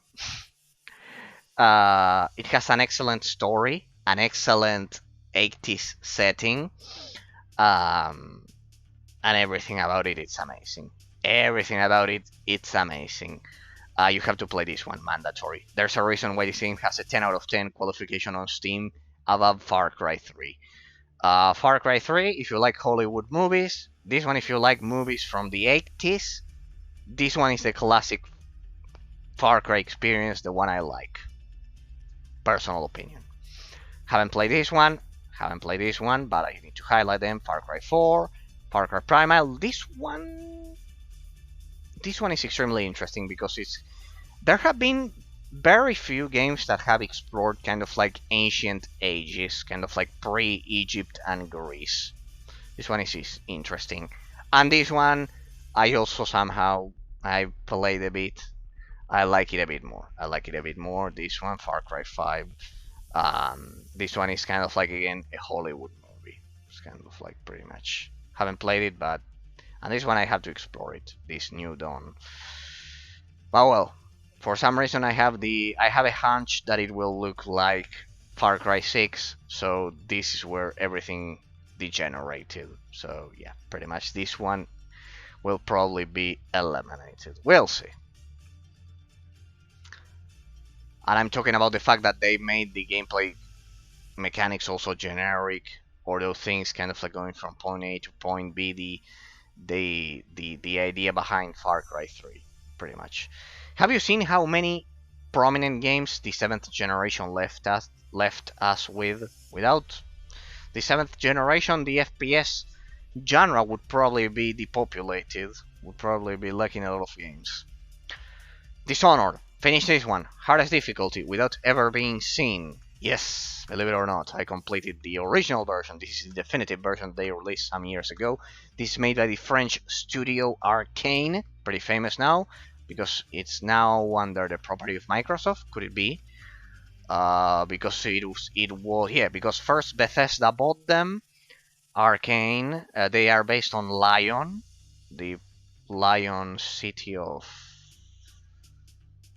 France, the south, I believe, the southeast, if I'm not mistaken. And yes, basically Arcane Lion. They released a previous game which was Arx Fatalis that you can play. I think it's way too outdated. They should work on a remake of Arx Fatalis rather than Redfall or Deathloop. They should remake Arx Fatalis. And yes, I finished the first Dishonored on the highest difficulty. On the PS3, I believe. Not on yeah, twice. Sorry, twice. On the PS3 and then on PC. On the hardest difficulty. Both of them without being seen. Without engaging in combat. I didn't engage in combat. And I didn't kill anyone. Because you have if you kill a lot of people, you have different consequences. Yeah, without killing every single individual, and without being seen. Dishonored 2. I'm eager to play here with Emily, the successor of Corvo. pretty amazing. You also have the Death of the Outsider expansion. Here, I think it was unnecessary, that's why I don't have it here. Prey, amazing, also being made by Arcane. Anything made by Arcane has a high level of quality. Anything made by Arcane. Sadly, it's a studio that just like Far Cry, they've decided to push politics down our throats in fantasy, in sacred fantasy universes that shouldn't have been polluted by their prostitution. But well, games shouldn't have politics in them, people. If you're a sane person, you know that they shouldn't have politics in them. They are meant to remain pure and innocent above all. Uh, it's just like movies. It's propaganda from any side. That's basically the idea. Homefront, the original, made by the legendary developers of what was the other famous franchise? Time Splitters. Time Splitters. The legendary Time Splitters franchise. After a lot of years, after they released a game called Haze on the PS3, if my memory serves me right, which was an exclusive, I think it was Radical Entertainment, after they released Time Splitters, the Time Splitters franchise, and Haze on the PS3, they continued with Homefront and Homefront 2, The Revolution. This one, inside of the source code of Homefront, The Revolution, there's the complete version of Time Splitters, never released on PC, but if you pay attention, inside of this game, there's the whole game entirely of Time Splitters, and modders have been working, and they've released a standalone modded version of Time Splitters on PC after a lot of years. Ironically, this version of Homefront 2, is the one responsible for us having a modded standalone version of Time Splitters on PC. Otherwise, you can play it on the GameCube, on the original Xbox. But yeah, a curious detail. These two games, I haven't tried them, but they are kind of like based on Korea, if I'm not mistaken. You are kind of like the Resistance, pretty much. It's a good change of pace if you are tired of World War II settings, both the Eastern and the Western Front. This is something, the setting is different. This is from the 7th generation. This is from the 8th generation, released for the PS4 and the Xbox One, if I'm not mistaken. Much more advanced graphically, of course. So, two great options for those of you who are bored of classic World War II scenarios. The next one in the collection, Sniper Ghost Warrior 2. I don't have the first one, but here I have 2, 3, Contracts, and Contracts 2, a pretty long franchise.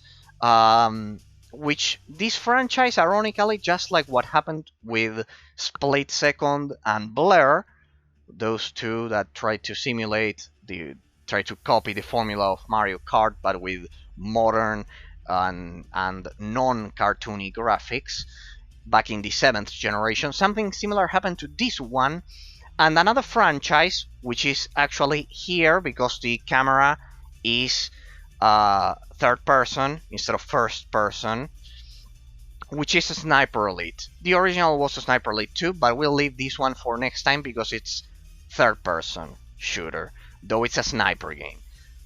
Exactly the same like Sniper Elite. If you liked Sniper Elite, Sniper Ghost Warrior 2, 3, Contracts 1, and Contracts 2, these are sniper games. And when I say sniper games, I mean that there are physics applied to your shots, to the bullets.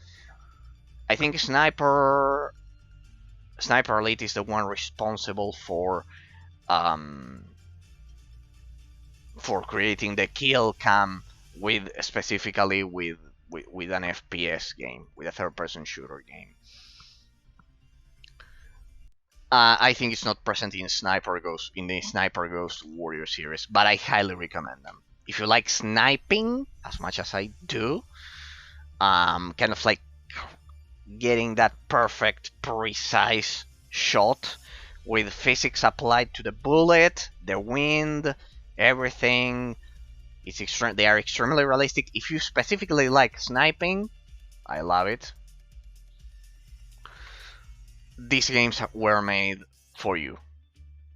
Both Sniper Ghost Warrior and the one that I'm gonna cover next time, which is Sniper Elite.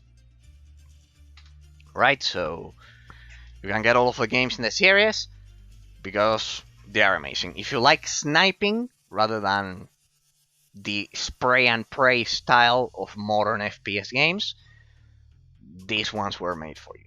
Tribes 4 Vengeance. A pretty unknown game. There was Tribes 1, 2, 3,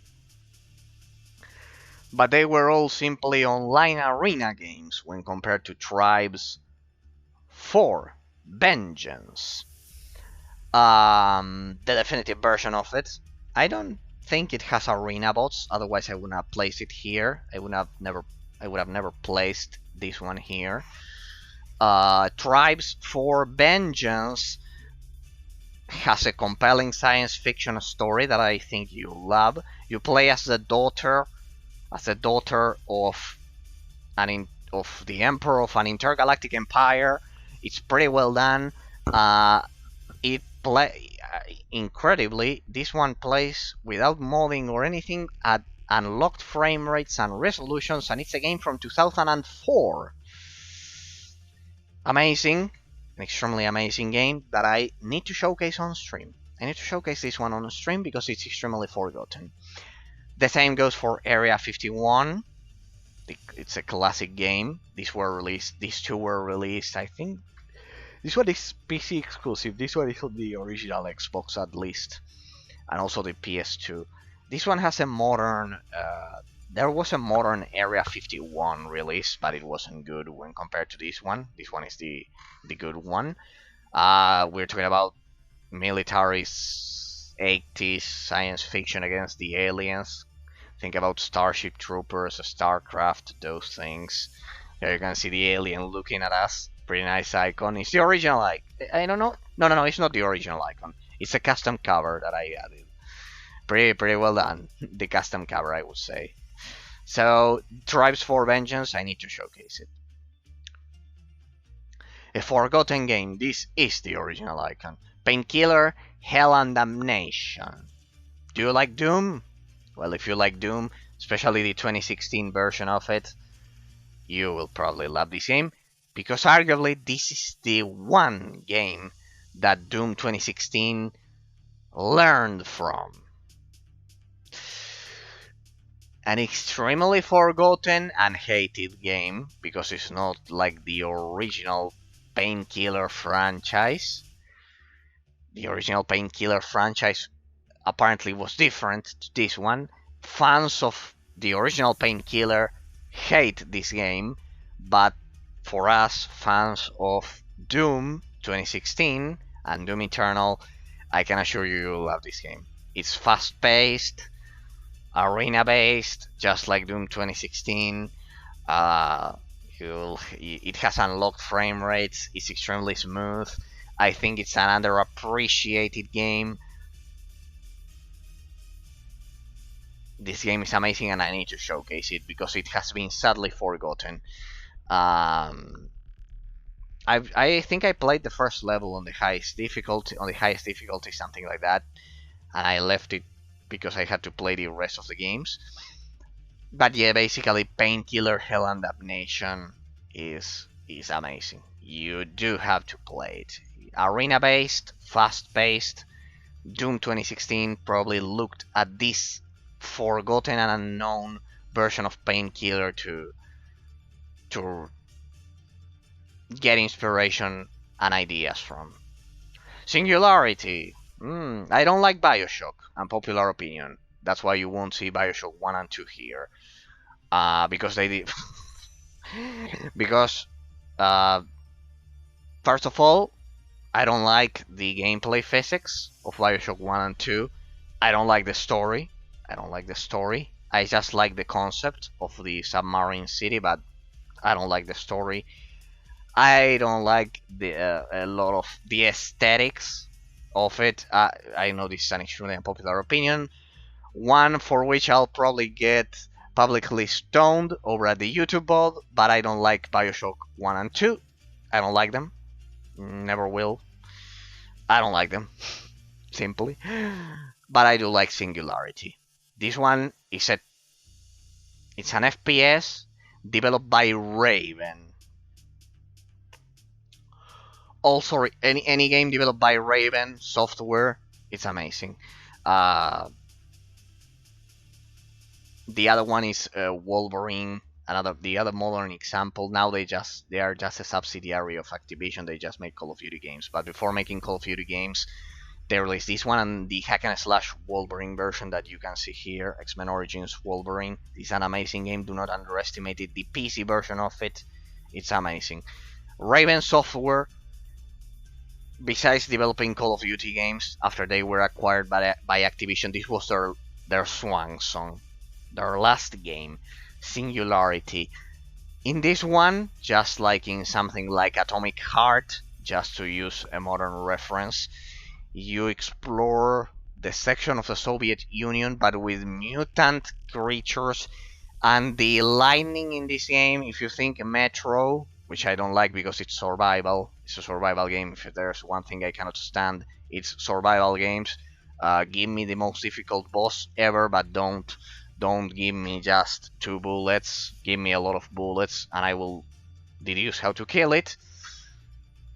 This one is an FPS, pretty similar to Call of Duty in terms of the engine, because as I've said, Raven Software also was acquired by Activision, and they worked on Call of Duty games.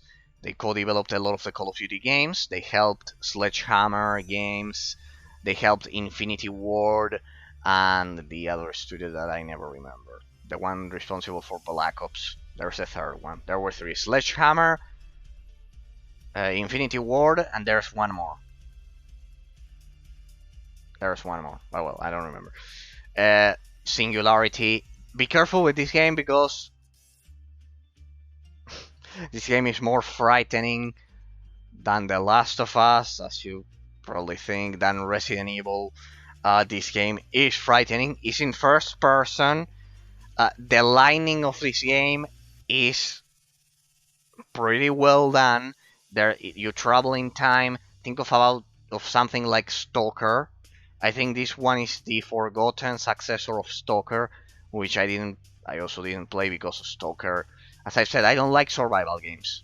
This is the perfect combination because it combines the absolute fear of Stalker, the absolute fear of, well, I don't know if Bioshock could be considered fear, of survival horror games. I don't know, think of Resident Evil, The Last of Us. I'm just using popular examples. The survival horror genre is not something I like. But in this one, since it's an FPS and you can kill them, I like it. Because you can shoot thousands of bullets. And it's still frightening. This game, I haven't played it completely, but the few levels, I think I played the first 3 levels. It's extremely frightening. extremely frightening. Be careful with this one. Definitely not for children. And there's no dismemberments or anything like that. That the mutated creatures, when they look at you, you will be frightened. You will be frightened. If you feel courageous, and you feel that you're brave, this one is for you. It's also a pretty hard game because it combines the Call of Duty engine and the master craftsmanship of Raven Software. It's an FPS, it's not survival horror, and I think you'll love it. Highly underrated. Syndicate, a remake of the 2012 remake of this legendary franchise from the 90s, changing the genre, changing everything. It's an FPS. I will showcase this one soon enough here on stream because this one is developed by Electronic Arts, but the team behind it was extremely talented, pretty good graphics, and it's a forgotten gem that we need to explore. It's also from the 90s, so the aesthetic and the story will be similar to things like Doom and those things, but not with the demons. It's different. It's science fiction. Think about something like System Shock. This one is for you. We'll have the System Shock remake soon enough. I want to play it. I never got to play the original System Shock. Think about Deus Ex, something like that. So this one is science fiction. Pretty amazing. Bulletstorm, I did complete this one. The Fall Clip Edition, I played the original one, also on PC. On 2014, I think they released the Fall Clip Edition. This one was made by People Can Fly with the Unreal Engine. If you like Gears of War, though this one is a first-person shooter, this one is extremely similar to Gears of... This is Gears of War in first person. An amazing game. It deserved a sequel. The very story of the game implies that it was about to have a sequel before they cancelled it. Fat Shark, I think was... No, People Can Fly developed this one, yes. People Can Fly. Amazing game, you have to play this one. Mandatory. I completed this one. I think the combo system and everything is one of the best FPS games ever made. See how the 7th generation was pretty much the only one in which the FPS genre could display its full might, because then nowadays we only have arena FPS games, extremely generic. We went from all of these to Apex Legends and Fortnite. What a prostitution, this is disgusting, just thinking about it. Bulletstorm, it's amazing. Play it, it's amazing. This one, if you like Gears of War, it's like playing Gears of War in first person. Bioshock Infinite. I do like Bioshock Infinite. I don't like Bioshock 1 and 2, but I like Infinite. What are you gonna do? I'm a weird person. I like the setting more. I like the much more modern impact mechanics of the bullets and the crosshair. I think Bioshock 1 and 2, even the remastered versions, the crosshair and the impact animations of the bullet make them a bit unplayable when compared to this one. Anyways, it's not my favorite franchise ever. The one that I was waiting for a lot of time was the isometric action RPG based on Bioshock for the PS Vita that was about to be exclusive, but it got cancelled. So yeah, I have a problem with the Bioshock franchise, people. I don't like the first one, the second one, but I like this one, and I like, for example, things like... I don't have it here, but We Happy Few that was recently released. I like modern releases of these games that are spiritual successors of the original Bioshock 1 and 2. But, unpopular opinion, I don't like the crosshair and the impact animation system of Bioshock 1 and 2. I also don't like more things about those games, but I won't get too much in depth. I'd rather play Dishonored. I think Dishonored is better, but I won't say that they're bad games. They created that sub-genre, that variation of the FPS genre, kind of like mixing RPG elements as well, a bit, without getting to the point of a looter shooter like Borderlands. Call of Juarez Gunslinger, I haven't played any other Call of Juarez game. Basically it's a western, kind of like cowboys. If you like cowboys, this one was made for you. Developed by Ubisoft. It's the most modern release and the best. You can shoot with 2 revolvers, so you'll love it. If you like Borderlands, if you like western games, for example Red Dead Redemption, this one was made for you. Oof, I need to showcase this one. Well, we'll get to a series of games. Well, these 2 actually, only these 2.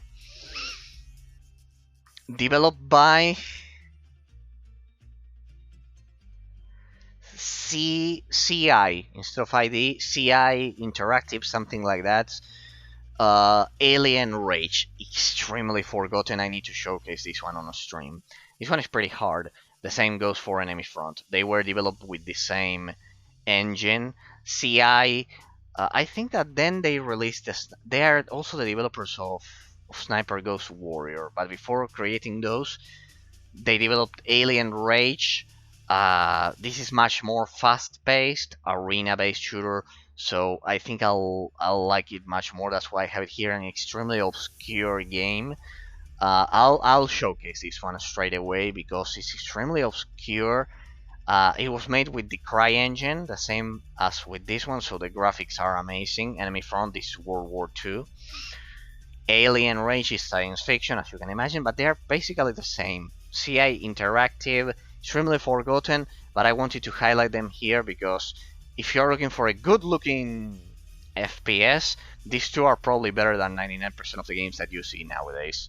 Because I use CryEngine, just like the Sniper Ghost Warrior series. So yeah. I don't know what's the relation. I think it was CI Interactive. You can Google it. But yeah. Those two are kind of like together, and they are arena based. This one much more like Doom, fast paced, like Doom 2016, and this one like Call of Duty. So I'm curious to see how those two play. Hard Reset. This is a pretty popular modern indie release. I would say AA at this point because it has pretty good graphics. This is the Redux version, which pretty much improved everything.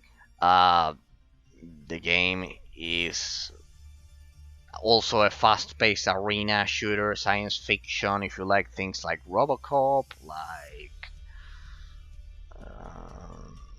Terminator, things like those, you'll probably like this one.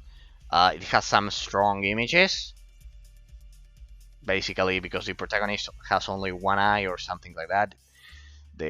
Those things. It's a AA game, but if you like fast-paced games like Doom 2016, you'll probably like it.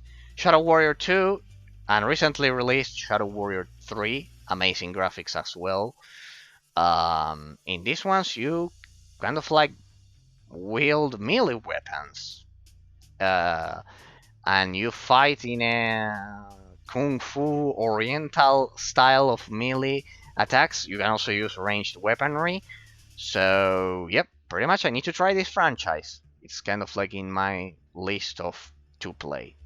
Titanfall 2, as I mentioned, they developed Respawn Entertainment, now under the mantle, under the dominion of Electronic Arts, under the ownership of Electronic Arts. But back then they were independent, and they released Titanfall 1 and Titanfall 2 after developing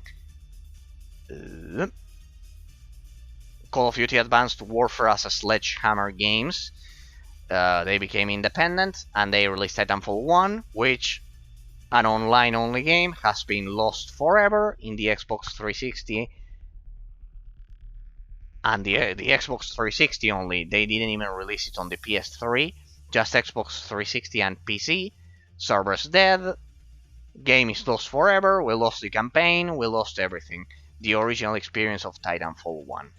In this one, they learned, apparently, and I've heard a lot of great things about this game. The campaign is good, the mechanics are pretty good. If you like Call of Duty, especially if you like Advanced Warfare, you'll love this one because they're the same developers without the restraints of Activision, kind of like working freely with all of their choices. So pretty much you'll totally love this one. Highly recommended. Warhammer 40k, Space Hulk Deathwing. You'll only like this one if you like Warhammer. The sequel, Warhammer 40k Necromunda Hired Gun. As a Warhammer fan, both of them are amazing. You fight hordes and hordes of ogres and orcs and those things on board abandoned ships. So if you like Warhammer, you'll love this too. Elderborn, haven't tried it. You can see here's the decline of the FPS genre. We are leaving behind the Here we are leaving behind the 7th generation, and we begin with the 8th generation, PS4 and Xbox One, and you can see the decline. Just like with the RTS genre, I've already seen this pattern, so I can tell you that the FPS genre has a problem nowadays. Only AA and indie developers release single-player FPS at this point. Elderborn, Bright Memory Infinite, amazing graphics, Ghostwire Tokyo, Metal Hellsinger, this one is like Doom, Ion Fury, this one is 2D, just like old school Doom, but extremely modern in terms of graphic of frame rates and resolutions. The same goes for Proteus and the recently released High on Life. If you like Doom, Proteus and Ion Fury are made for you. Also Metal Hellsinger. This one is a rhythmic game. You have to make combos with the music. This one should have been FPS of the year 2022, hands down, without any kind of doubt.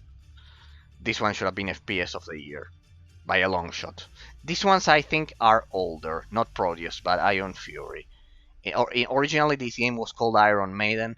Be careful with this game because a lot of people will tell you that it's bad because of political reasons. Once again, you play with the Maiden there, but it's an extremely classic conservative game in terms of its core moral values. And because of that, the poor indie developers got completely discriminated and insulted without any kind of reason. It's a sad story, the story of this game, because the game is amazing and it's a pretty solid entry. It's once again the same case as Vol.3 and Larian Studios because of political reasons, and the same goes for Harry Potter, for Hogwarts Legacy. Because of political reasons, this game has been unfairly insulted and everything. So no. It's an amazing game, highly recommended. If you like Doom. If you like Quake, you can play Proteus, because this one is much more similar to old school Quake. These two have modern graphical effects. It's just that they're in 2D, they keep the aesthetics of the 90s. And then High on Life, what could I say? The game is amazing. Ignore any person who tells you that this game is not amazing, because it is amazing. The talking guns idea, it's amazing, and once again, because of stupid, ignorant political reasons, this game will probably be forgotten, and it's an amazing game. All of them highly recommended. You can see that in modern times the FPS genre has taken a hit. We went from all AAA of being the main genre of the gaming industry, the one that made the most money.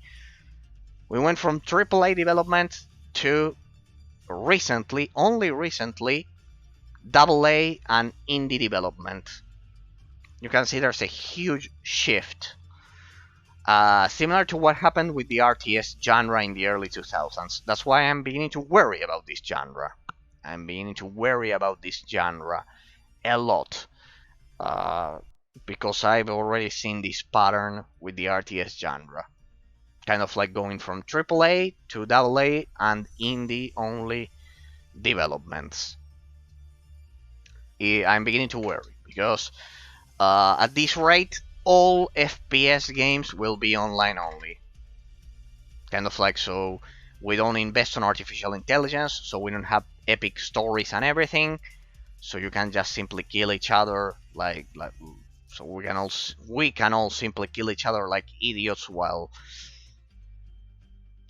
they don't invest on level design, they don't invest on artificial intelligence, they don't invest on gameplay mechanics, just kill each other.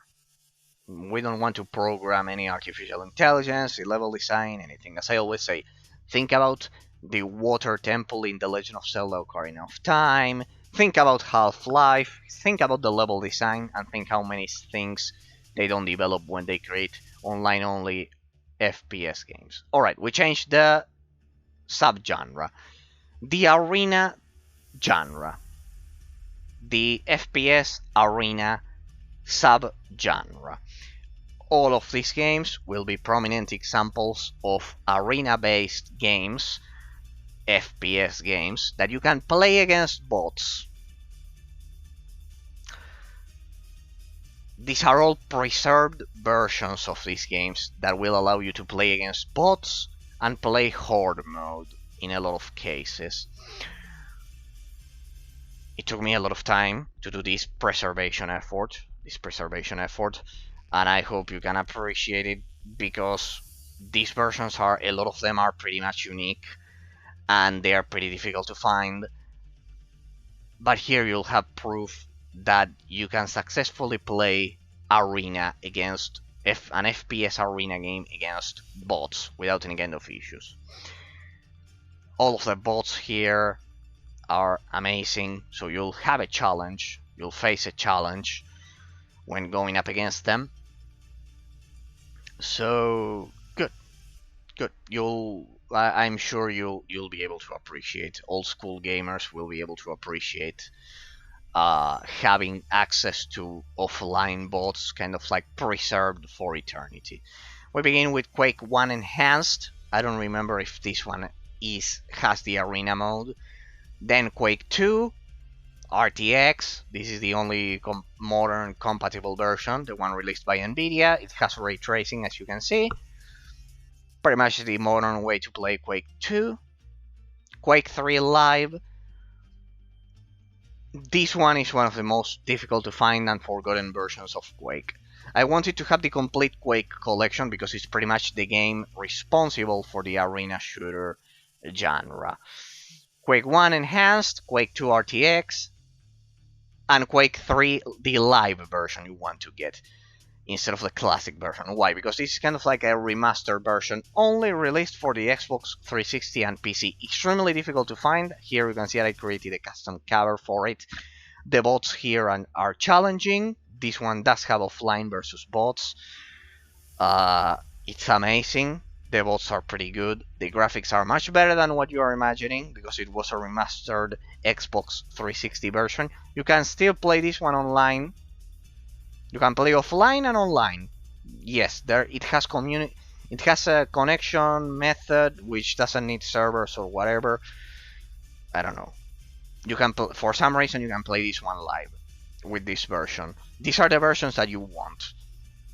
This is an extremely forgotten game in the Quake franchise, but it's the one that retained the arena aspect of it. This specific live version, it's amazing. It's an absolute party when I play this against in 16 in teams of 16 bots.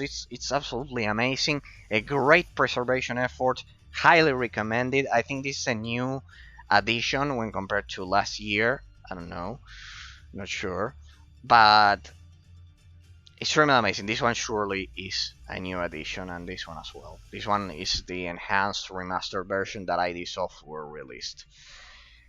This one released by Nvidia, and this one is the most difficult to find, because as I've said, you can play offline versus bots. This one you cannot play offline versus bots, but the story is pretty good. I like the aesthetics of this one, because it's the 6th generation. The one of the Xbox 360 is pretty similar to Advent Rising. It reminds me, in terms of graphics, similar to Knights of the Old Republic, to that period of time which didn't have ambient occlusion developed, which I think looks pretty good.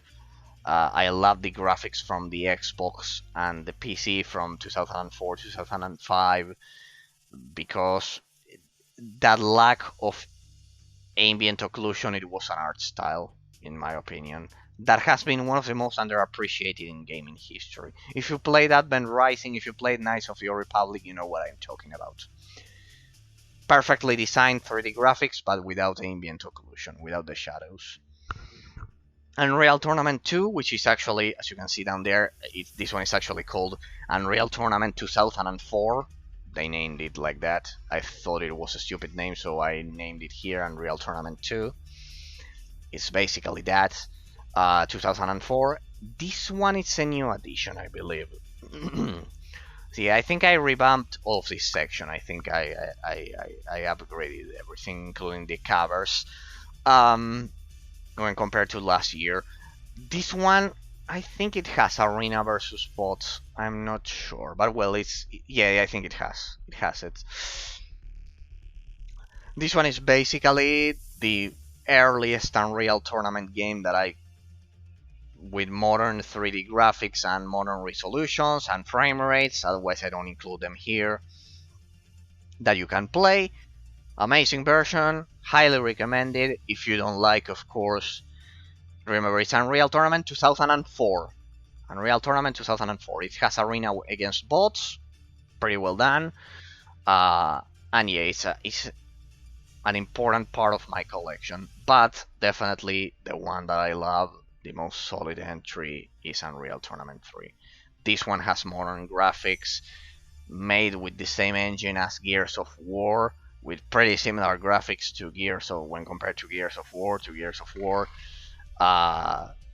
Made by, I think, even the same team, if I'm not mistaken. This is from 2007. This one is from the 7th generation, rather than the second one, which all of these belong to. All of these belong to. This one is from the 7th generation. This you need to play this game. This has the best bots ever created. If you play with God-like bots, you will get killed instantly. It's an absolute party playing against bots in this game. You'll have a blast. Hours simply go by, and you can spend weeks and months, or and even when you played everything. It has story mode. It has 1,000 types of match types. It has a lot of arenas. It has everything. It has modern 3D graphics with the solid Unreal Engine. This game is definitely amazing, and you definitely want. Sorry, I wanted to check the stream here, and it's definitely what you want if you're looking for an arena shooter with bots. This game is amazing. If you can make it run, if you can make it run properly on Windows 10. I think it was part of a Windows Vista, and you need to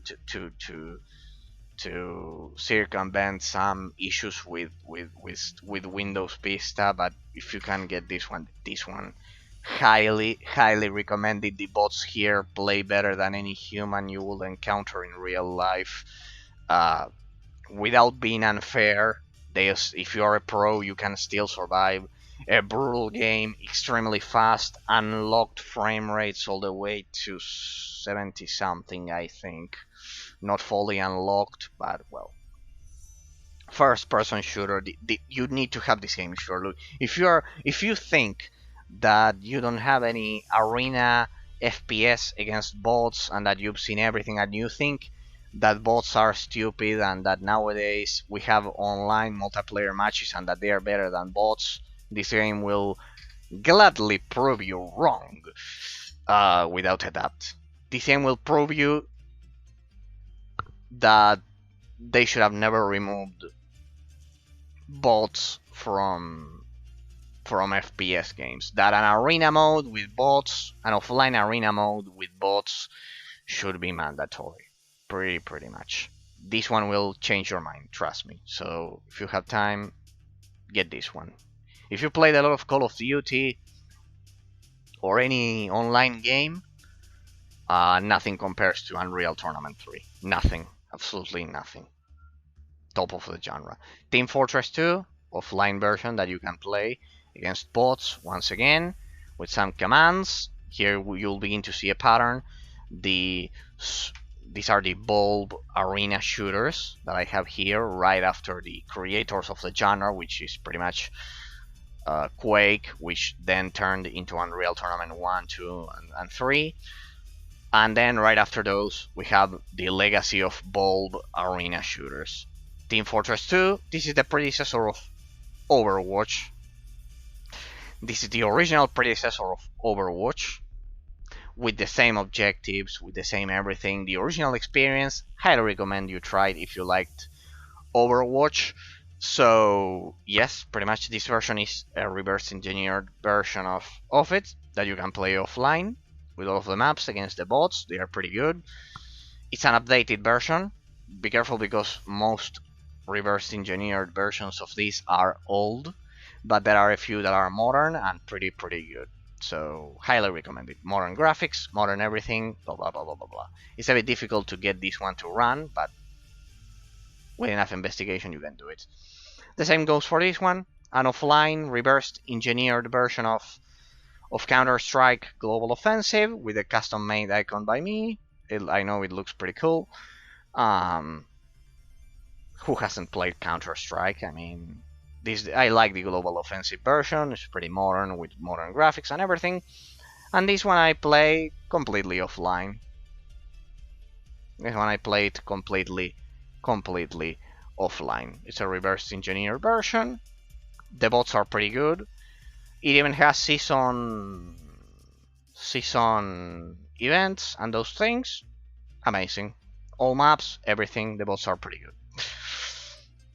Left 4 Dead 2. This is a special version. I did this custom icon. I designed this custom icon. I didn't create the images. I just combined them. What's this? This is a reverse engineered version of Left 4 Dead 2. It has AI controlled allies, AI controlled zombies on the opposing team. It's amazing. It's a mutagen, as we call them, because Left 4 Dead 2 you can play a lot of insane mods, but this one recreates the original, the classic mode that we know since the dawn of time, going from point A to point B, different rounds, killing the zombies. Well, this one has the main mode of Left 4 Dead 2 playable with AI controlled with AI controlled allies and opponents. It plays magnificently. This is one of my opus. This is my opus magnus of the arena shooter genre, probably, because it's pretty difficult to find mutagen. I think it's no longer available, and if it is, it's extremely difficult to find. And you have to mod the game, and you'll be able to play it old school without connecting to the internet. It works offline. It's portable. All of these are portable, so you can take them on a plane, on your car, on the bus, on any means of transport that you can possibly imagine without internet. You just slap this in a laptop, just place it in a laptop, and you can take them to the beach, everywhere. And you can play arena shooters everywhere against the bots. The bots are pretty good.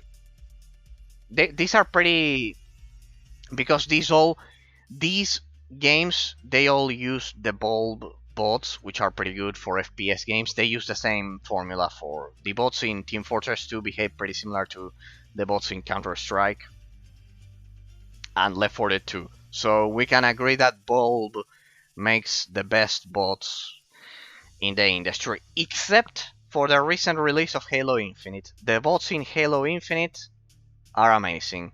And the other prominent example would be Unreal Tournament 3. The bots here will completely annihilate you. These ones are merciless. But see how many reverse engineered offline arena FPS games I have. So I can basically play for the rest of my life, even if there's World War 3, I can play arena FPS games without any kind of issues. Thanks to my bots right here, thanks to the community bots. This is a new addition, and this is the second Opus Magnus. This is the first one, the most important one. This is the Opus Magnus of my collection, a recent addition of my Arena FPS collection. Yes, ladies and gentlemen, this game is called Natural Selection 2. I remember the advert. I discovered this game because because it came in the back of a box that I have over here of my GTX 960.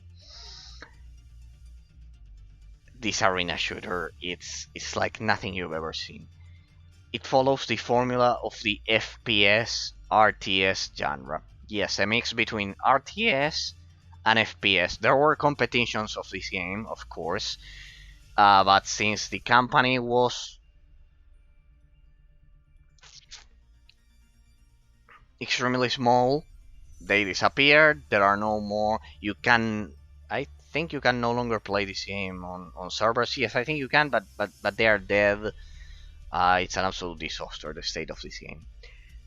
The files needed to reverse engineer this one are extremely hard to find. Took me years, but some months ago I finally managed to reverse engineer Natural Selection 2. What's the premise of this game? This is an RTS FPS game, as I mentioned, that you go up against those aliens that you see there in my custom cover. One team takes care of that.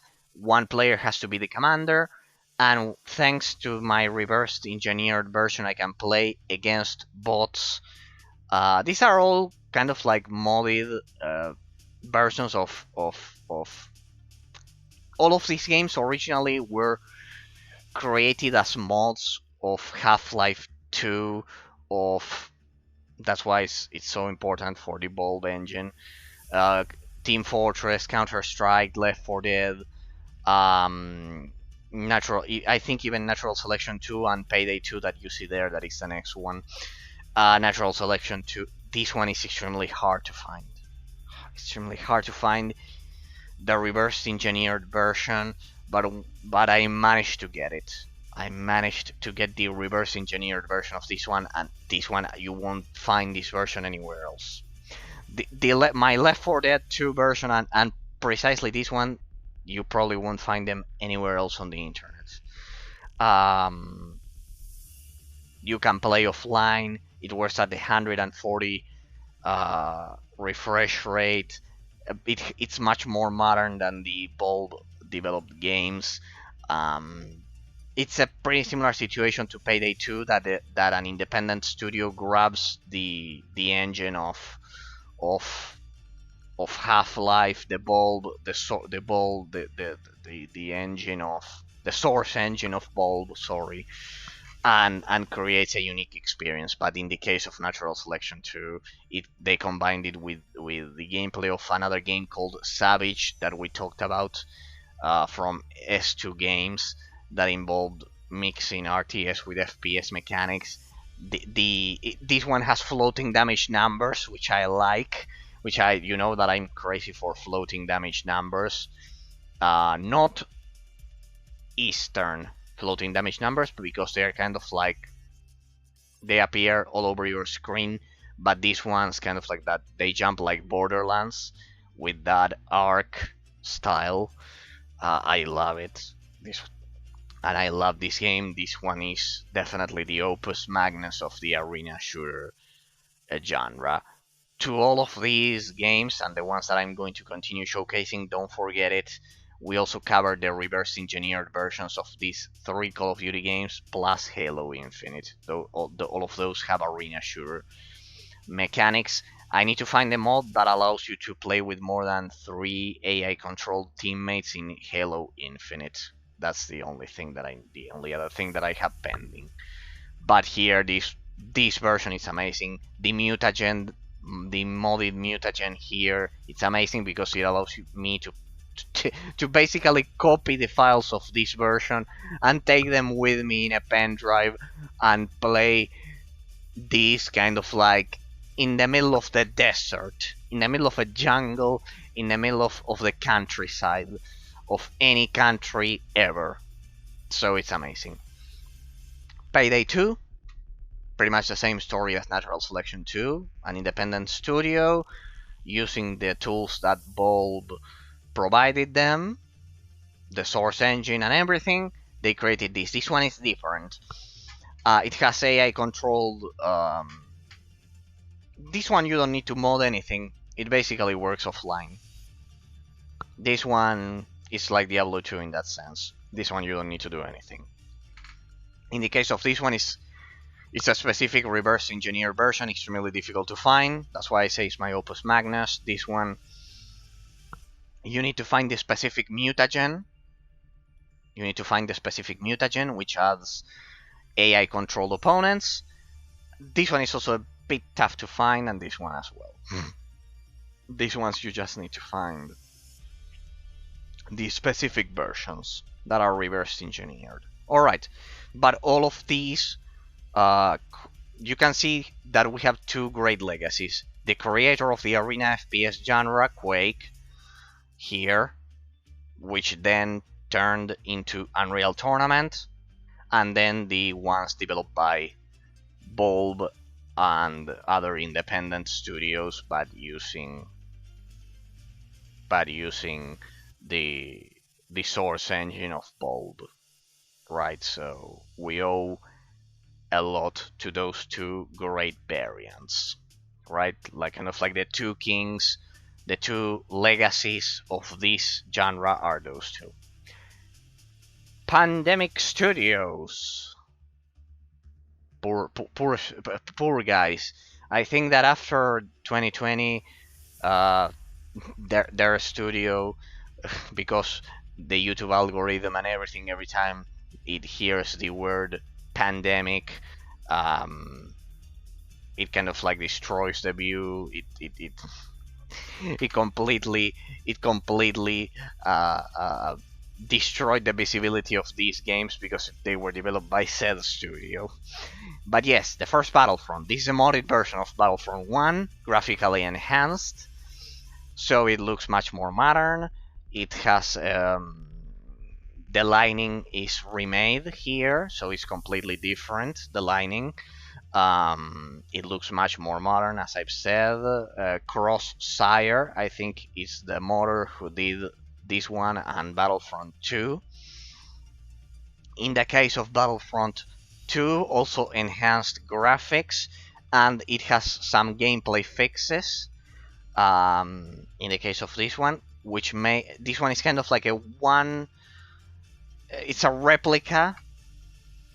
It's a one out of one replica, 1-for-1 replica, sorry, of the original weapons used in the real Clone Wars. For example, there you can see that in the cover, the blaster rifle, the classic blaster rifle of the 501st Battalion of Anakin and Obi-Wan.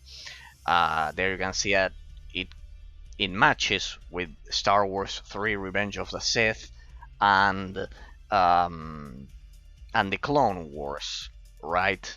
It matches, but in the game you use kind of like those large rifles, which simply were part of the second movie, and there was a difference there that then was fixed with the Clone Wars, and they did what they could. And basically with this version, it's a graphically enhanced version, extremely graphically enhanced version, and it also improved those gameplay aspects. For example, it will be the rifle will be much more precise, making this class viable. So it rebalanced the classes, not just graphical improvements. I think this is the game that I played one of the games that I played the most in my life. Not the one that I played the most, but one of the games that I played the most, especially the Conquest mode. On top of having instant action, these two games also have this one, at least I remember, this one as well. They have the Conquest mode, the Legendary Conquest mode, which is an idea taken from the RTS genre that I mentioned the other day, from Warhammer Dawn of War 1 Dark Crusade, that then also in Universe at War and Empire at War made by Petroglyph instead of THQ and Relic. Where is it? Where is it? Where is it? Here. Empire at War. Empire at War.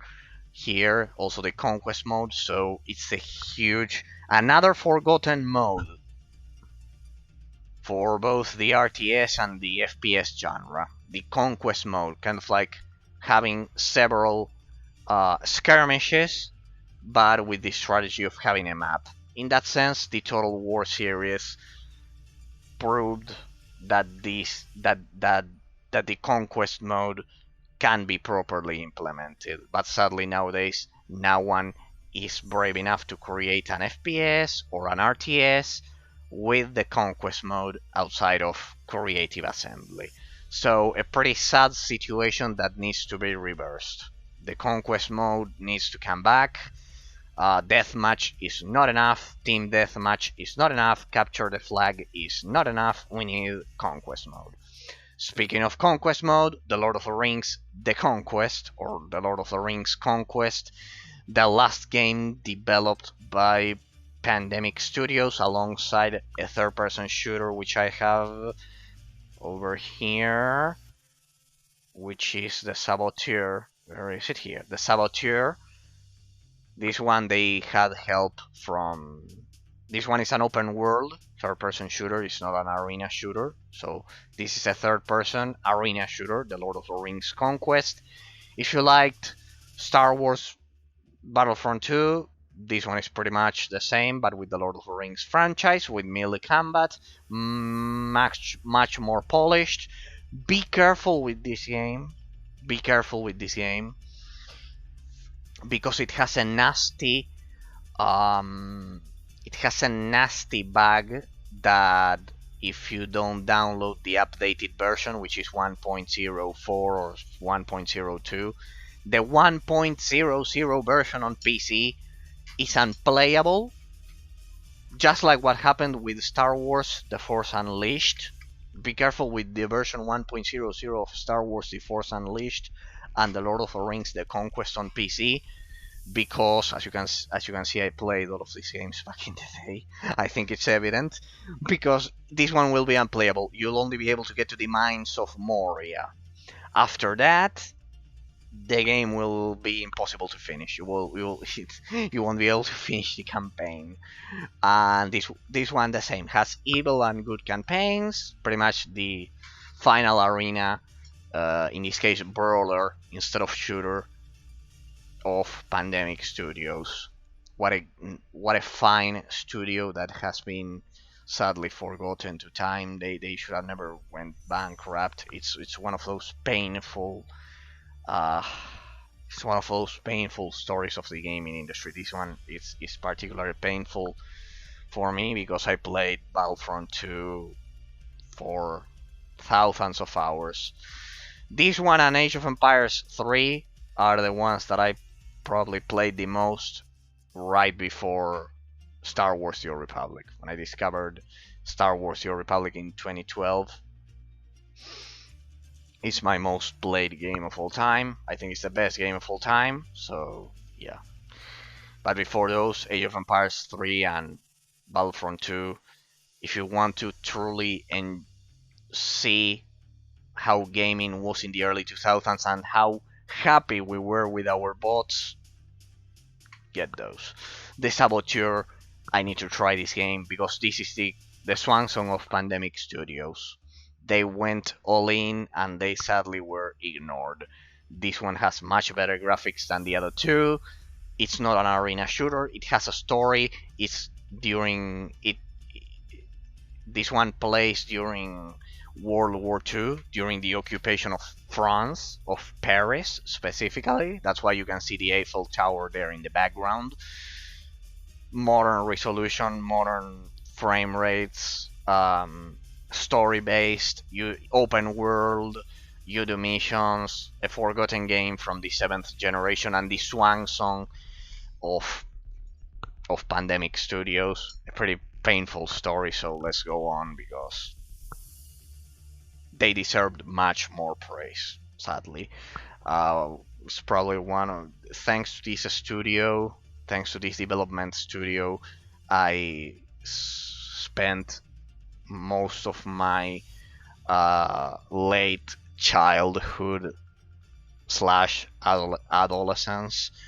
So yeah, it's absolutely sad that they are no longer among us. But well, Shadowrun, probably another forgotten example. If you like Counter-Strike, this game was made for you. It's arguably better than Counter-Strike.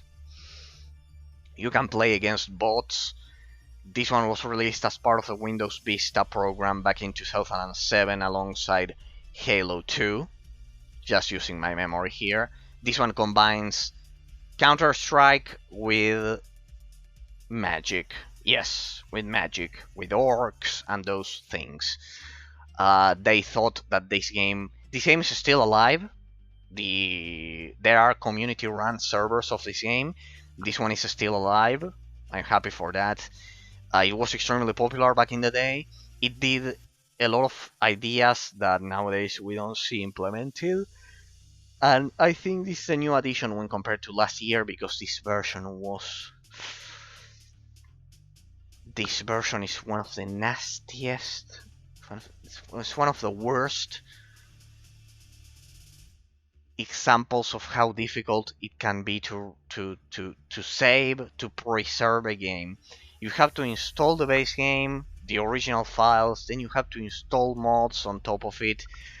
Then you have to install graphical mods on top of it to play it at modern resolutions, but after a long, arduous, painful, and terrible process, I managed to get a completely offline reversed engineered version of it. It also has a nasty graphical effect in which the screen turns completely green.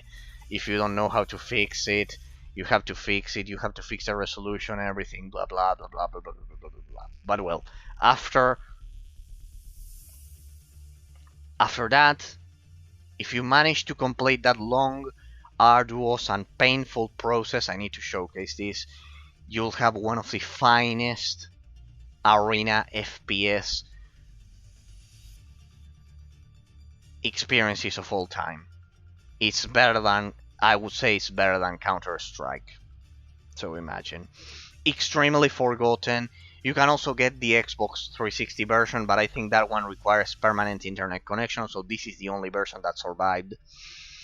The files are extremely hard to find, and when I say extremely hard, it's like impossible. Basically impossible. But if you manage to find the files, if you manage to reverse engineer everything, and you manage to cut this game from its online functionalities that are simply a plague, and prevent this game from being like Battlefront 2 or The Lord of the Rings: The Conquest, if you do all of that, you will have an amazing experience. I've tried this game. It has a 60 FPS cap, but it's amazing. Combining magic and playing with the bots, against the bots, it also has a campaign. This game was extremely promising, and it deserved much more. It deserved much more than what it ended up having. The other game that I've been unable to successfully reverse engineer is Blink, because that one, made by Ubisoft, that one, it has a nasty 30 FPS lock that there's no way to unlock it. So if I cannot unlock the 30 FPS lock, I have a problem basically with the game. 30 FPS, sorry, nowadays it's unplayable. If it's a racing or FPS game, it has always been unplayable, but if it's an arena, a fast-paced arena shooter, it's even worse. So yeah, pretty much. This game is from 2007. It was extremely popular. It's extremely difficult to reverse engineer it, but I managed to do it. I need to showcase it because it's amazing. 10 out of 10. Brilliant game. I need to showcase it. Section 8, Prejudice. You can also get the previous version of this game, which is just Section 8. I just kept this one because it's the best version. It's the latest version. Saber Interactive. And imagine what would happen if Halo and Star Wars Battlefront 2 had a baby. Well, if you can picture that, this would probably be the result. I love the deployment system, the original deployment system that this game had. This game, if you like Halo, old school Halo multiplayer, this is probably the game that you want. Um, if you want to play Star Wars Battlefront 2, but as if it was Halo, the Halo multiplayer against bots, this one was made for you. It introduced a lot of interesting concepts like the sprint, and you can. The maps are massive. Highly recommended that you get a copy of this game. Section 8 Prejudice. Most of these games were physically released on PC. This was the Windows Vista era, and it was a prolific time for arena FPS games. This is a prominent example of it. Amazing game. Amazing. If you like this one, as I've said, it combines Halo with Star Wars Battlefront 2. The bots are amazing. These are grand scale battles. This is not kind of like team deathmatch like 4 against 4 or 8 against 8. No, these are massive battles like Battlefront 2, like The Lord of the Rings The Conquest. They are absolutely amazing. This is a grand scale, just keep that in mind. You'll be surrounded by a lot of artificial intelligences, which are, this one is, they feel pretty human. They are not like godlike like Unreal Tournament 3. They are not godlike, but yeah, pretty much. Highly recommended if you're looking for something like Battlefront 2 mixed with Halo. Nexus. People, the original version of this game is from 2005. It has nothing to do with this one, so let's separate them. Nexus 2005 has nothing to do with this one. This is Nexus 2012, released for the 7th generation for the Xbox 360. This is a new addition that I didn't showcase last time. With this custom cover that I remember it took me a lot of time because the game was only digitally released. It never had a cover. This game was made in I think it was made with CryEngine. That's why it looks amazing.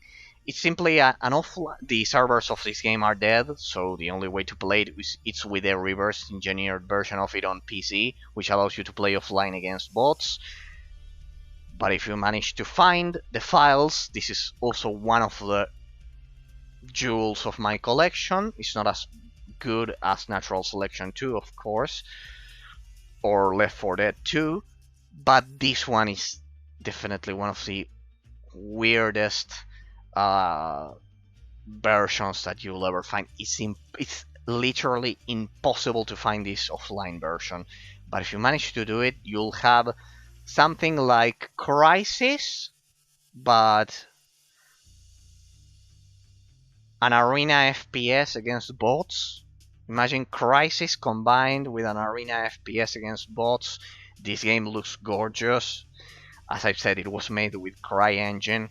It looks better than most modern games, and the bots are pretty well made.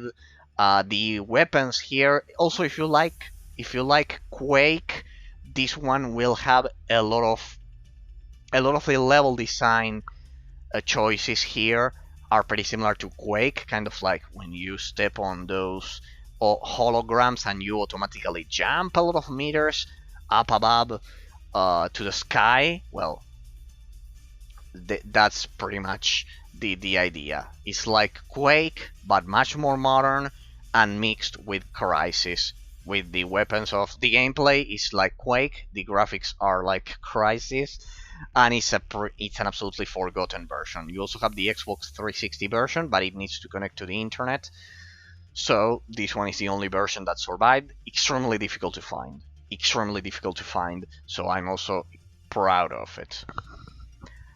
Scourge Outbreak. Think of this game like Gears of War. This one is third person instead of first person, but it's an arena. Third person FPS. This is like being able to play Gears of War against bots. This game is a clone of Gears of War. Against bots, it also has a campaign. All of these games have a campaign, except for all of the ones that I've mentioned up until now, except for Nexuis, and also I think Natural Selection. But the others, most of them have a campaign. This one does have a campaign. If you're looking for an offline arena mode against bots like Gears of War, this one is third person. All of the previous other games are first person, except for the ones that you can choose, like Battlefront. And this one is third person. It's basically Gears of War. This game is Gears of War. It's a double A digital game developed by a small studio, pretty solid. That it was meant to be the first of a series of games because they thought that by capping Gears of War they would have success, but no. Uh, Basically, if you're looking to play Gears of War against bots in an arena, Scourge Outbreak was made for you. It also has a pretty charming campaign. God mode, the same. This one is different. This one, it's a crazy combination of Greek mythology. It's pretty amazing, awesome. That you kill Minotaurs and also Cyclops and those things. I don't know if Cyclops, but a lot of flying skulls or they're pretty crazy. In pretty narrow and small arenas, you don't have a lot of room to evade attacks. But yeah, basically you're some kind of World War II zombie that is going up against those mythological creatures. And in fact, after you kill a lot of them, it's kind of like a gauntlet. You face one arena after the other, and after the other, and after the other, and it's absolutely crazy, this game, coming to think of it. It's like a gauntlet because you have different levels one after the other and see if you can survive. It's like the perfect incarnation of Horde mode of Gears of War, but even more difficult. And after you kill a lot of mythological creatures, you get the God mode, in which you can kill everything. It's kind of like an enhanced version of your weapon and your character, and you can kill and you can tear through the minotaurs and those things, and it's absolutely amazing. And it's absolutely amazing, completely amazing. You need to play this one. Battlefront 2. Battlefront 2. Why do I have this here? Because I have this here to kind of like... I know that Evolve was released much earlier than Battlefront 2. But I have it here because basically Evolve and Battlefront 2 are the last great AAA games that can be played offline. Battlefront 2. This one needs to be modded. This is a modded offline version of Battlefront 2. Why is it modded and why is it on offline only? First of all, because Electronic Arts wouldn't allow the mod. They don't know if they catch you with this mod, banned. So it's offline only. This version is offline only. This one is a modded version of Battlefront 2. Modded? How did you mod? What did you mod? The capacity of the AI controlled opponents. Normally you can play Battlefront 2 offline against bots, but only 10 against 10. Thanks to this mod, what could I say about Battlefront 2?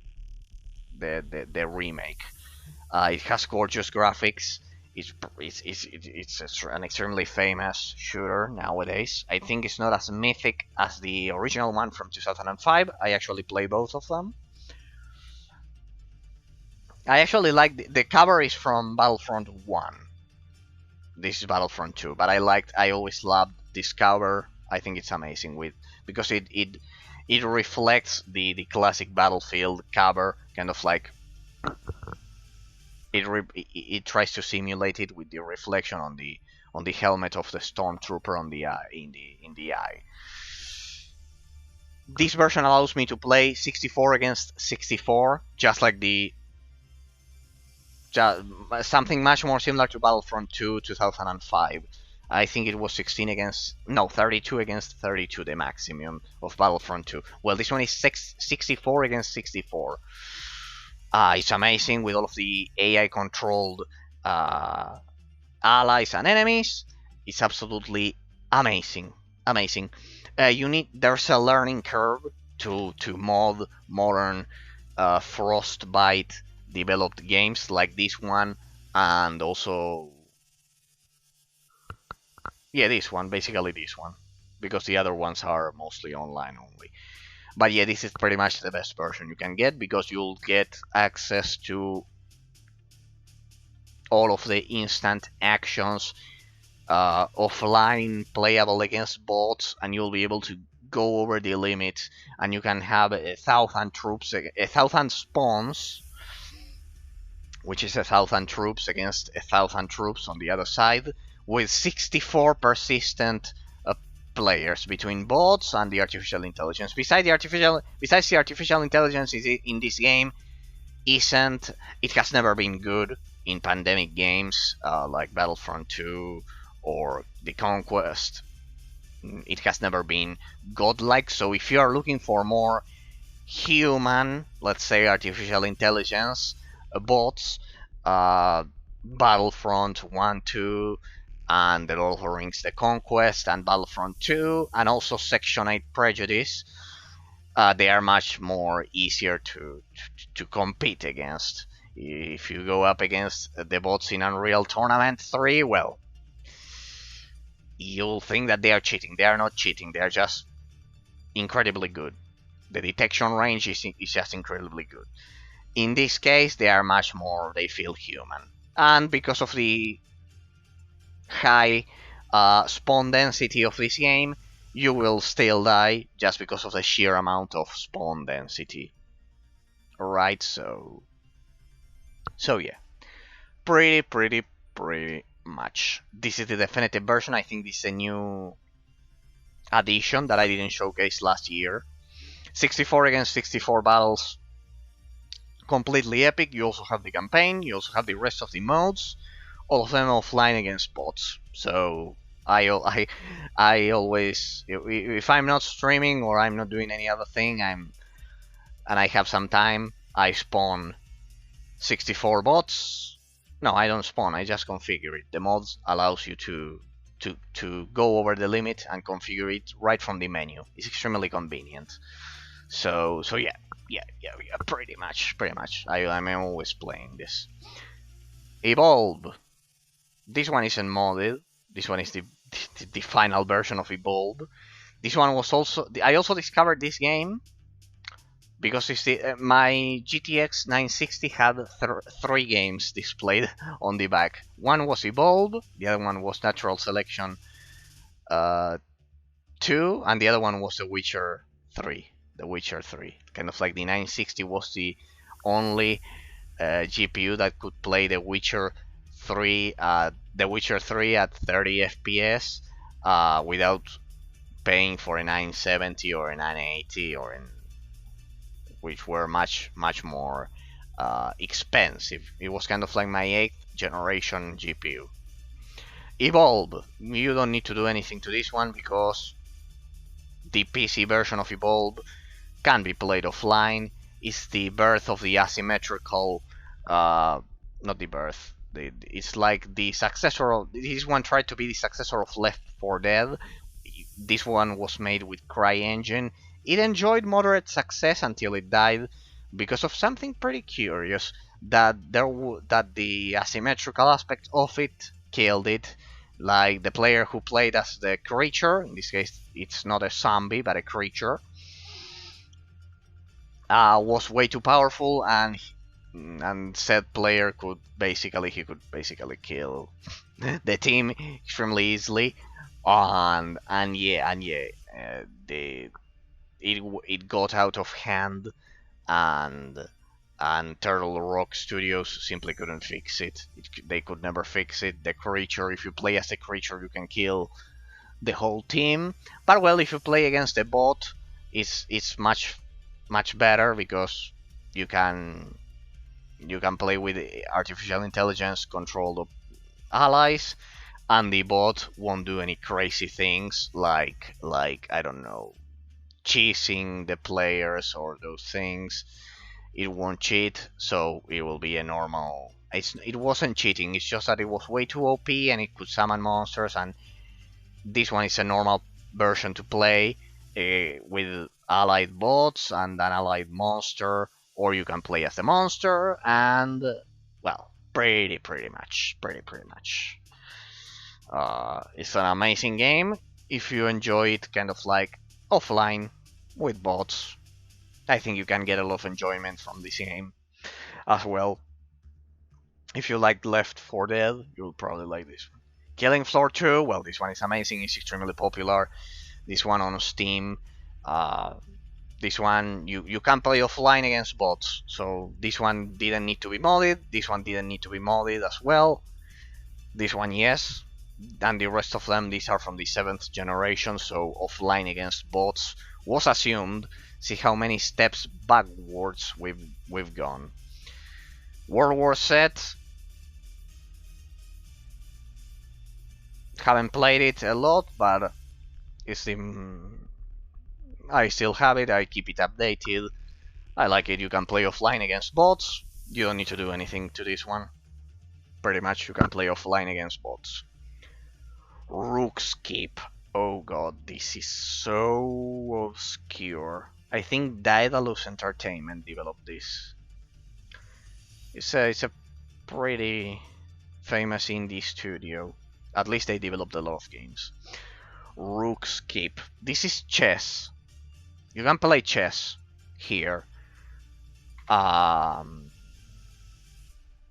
With two fantasy armies. But just like you can play chess with the very same armies, you can play something similar to medieval arena brawlers. I know it sounds an extremely crazy and weird idea, but it works. It's made with Unreal Engine, so it looks pretty good. And you can choose. You can play chess. You can play some crazy versions of chess. You can play, and you can play what the game is really all about, which is a melee arena brawler with the very same armies that you use to play chess. So yes, a pretty crazy addition. It's an indie game that I would highly recommend. It's extremely obscure. I need to showcase it because it's extremely obscure. But if you liked Chivalry Medieval Warfare, you'll like it because it's the same. It can be played in third person as well. You can play as the Rook, the Bishop, everything in real-time combat, so amazing. And besides, it's a good version of chess. You'll see that I don't have any other version of chess. This one looks amazing, plays amazing. It has pretty good artificial intelligence. It has some nice, hilarious messages. It has dismemberment. It has everything. Chivalry Medieval Warfare. This is a modded version, reverse engineered. You can play offline. 64 against 64. Once again, the problem of the amount of bots that you can add was a problem.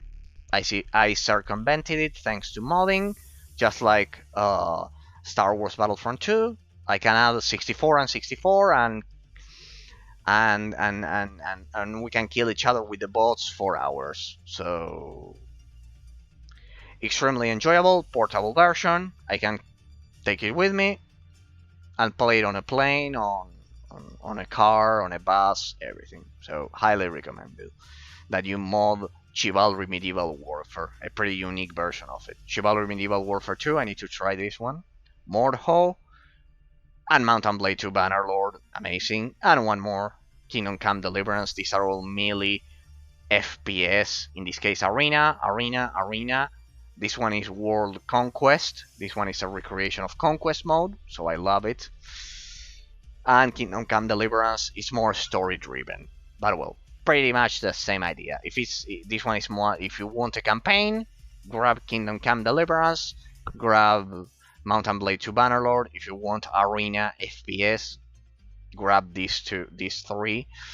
And yeah, pretty much I love medieval, this savage European medieval simulations of an FPS game. So yeah, highly recommended. Mountain Blade 2 Manor Lord has been recently released, because up until recently it was in early access. It had a pretty long early access, but now it's out of early access. This one, I assume it will have a sequel, because it was an amazing game. I didn't play it completely, but out of it has amazing graphics, and out of everything I played of it, it was promising, certainly promising. Savage Resurrection. This is an arena RTS slash FPS, pretty similar to Natural Selection. S2 Games, the last incarnation of S2 Games. It's a remake of Savage 1 and 2. Those you can no longer play them because they never implemented artificial intelligences against bots, but this modern remake, Savage Resurrection, did implement it. Pretty much the same creators behind Heroes of New Earth. Here, S2 Games, they have recently closed. So bad, so sad. A pretty amazing studio. So yep, pretty much the Savage engine. This one is extremely modern because it was a remake. So I think it's the best version, and this is a preserved version, a preserved offline, reverse engineered version of Savage Resurrection, which is a remake of Savage, and this one includes bots contrary to the original, so it's the best version. Immortal Redneck, this is an FPS, but these are roguelike FPS games, kind of like procedurally generated dungeons, but they are FPS games. Immortal Redneck, City of Brass, Mother Gunship, and then we have Earthfall Invasion. This one is an arena, if I remember correctly. This one is arena. The same for Angels Fall First. This one, if you like Battlefront, it's an extremely obscure indie game that allows you to play conquest mode, kind of like conquering the galaxy. And I'm sure you'll love it. The same goes for Earthfall Invasion. These are more AA/indie games. Mother Gunship is indie. And yeah, pretty much. Angels Fall First, highly recommended if you like Battlefront. It has the conquest mode, so yeah, pretty much you can play offline against bots. This one has been extremely praised because it's one of the most modern examples of trying to recreate a Battlefront 2 with offline versus bots with all of its glory. Aliens Fireteam Elite. This one, I was so happy when this game was released and when it was modded, because as soon as it got released, it got modded. It got a mod that allows you to play with artificial intelligence controlled teammates, which are pretty good. The mod is one of the most fine-tuned out of all of the mods that I've seen that add artificial intelligence. It's extremely fine-tuned, the artificial intelligence in this game, for both the teammates and the xenomorphs. It's amazing for the enemies. It uses the legendary Aliens franchise, the legendary science fiction franchise, so it's amazing being able to play like that. And this version is portable, as you've been hearing for 3 hours now. This is an offline reverse engineered version of it, portable, that I can take with me. I just have to install it in a laptop. I apply the mod, and pretty much I can play with bots. If you're looking for a modern experience, this one was made for you. This one is third person. This one is FPS. They are all FPS. This one can be played in third person. And yeah, highly recommended to apply the mod. If you get Aliens Fireteam Elite, and mod it, and you will be able to play infinitely. Not only the campaign, any of the scenarios, you'll be able to play them with bots. You will need to wait until your friend stops playing Fortnite or any other stupid shit. So yeah, you'll be able to play this game, and the artificial intelligence teammates are amazing. Risk of Rain 2, this is a procedurally generated roguelike. You pretty much play alone. Procedurally Deep Rock Galactic, a procedurally generated roguelike FPS. You can play alone without any kind of mod. These ones you don't need to mod them, just Aliens Fireteam Elite. This one you do need to mod it. But Deep Rock Galactic and Risk of Rain, if you're looking for modern roguelike examples, just like Immortal Redneck or City of Brass, or the other one, I want to be fair, Mother Gunship, Earthfall Invasion, like those. I think this one, Earthfall Invasion, I think it's part of the arena. This one is arena with conquest mode. Gunfire Reborn, if you like Borderlands combined with roguelike elements, this one was made for you. It's like playing Borderlands roguelike and without the RPG aspect of it. I think this one is Chinese. Pretty good work. Pretty good work.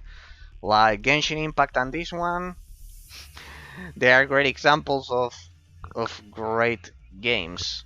Or at least it has a Chinese setting because you play with a panda or something like that. Well, pretty good. Don't underestimate this one as well. Arcade Geddon, a modern release. Also, it's like a procedurally generated game. If you like Fortnite, this is instead of playing Fortnite, play this. It's the same. It has floating damage numbers. Fortunately, thank God. It's not as cartoony as Fortnite, and it has a 90s aesthetic. So you know that if it has a 90s aesthetic, it won't have any kind of stupid bullshit like having a flying Captain America or something like that, like Kratos or those stupid balloons of Fortnite, any the stupid bus or anything like that. Now it's like Fortnite without all of the shitty things of Fortnite in a solid package with its own story and everything, and with its roguelike elements. So yeah, basically roguelike Fortnite with 90s aesthetic rather than 90s and 80s aesthetic rather than the pile of crap that we got. Basically, World War 2. Play this one instead of Fortnite. If any younger audiences are watching, play this one. For older audiences, this one is what that pile of crap of Fortnite should have been, basically. Verdun, Western Front. This I was pretty happy with this one. These are recreations of World War II, of World War One. Sorry, I think it's World War One. There it says yet. Western Front, Verdun.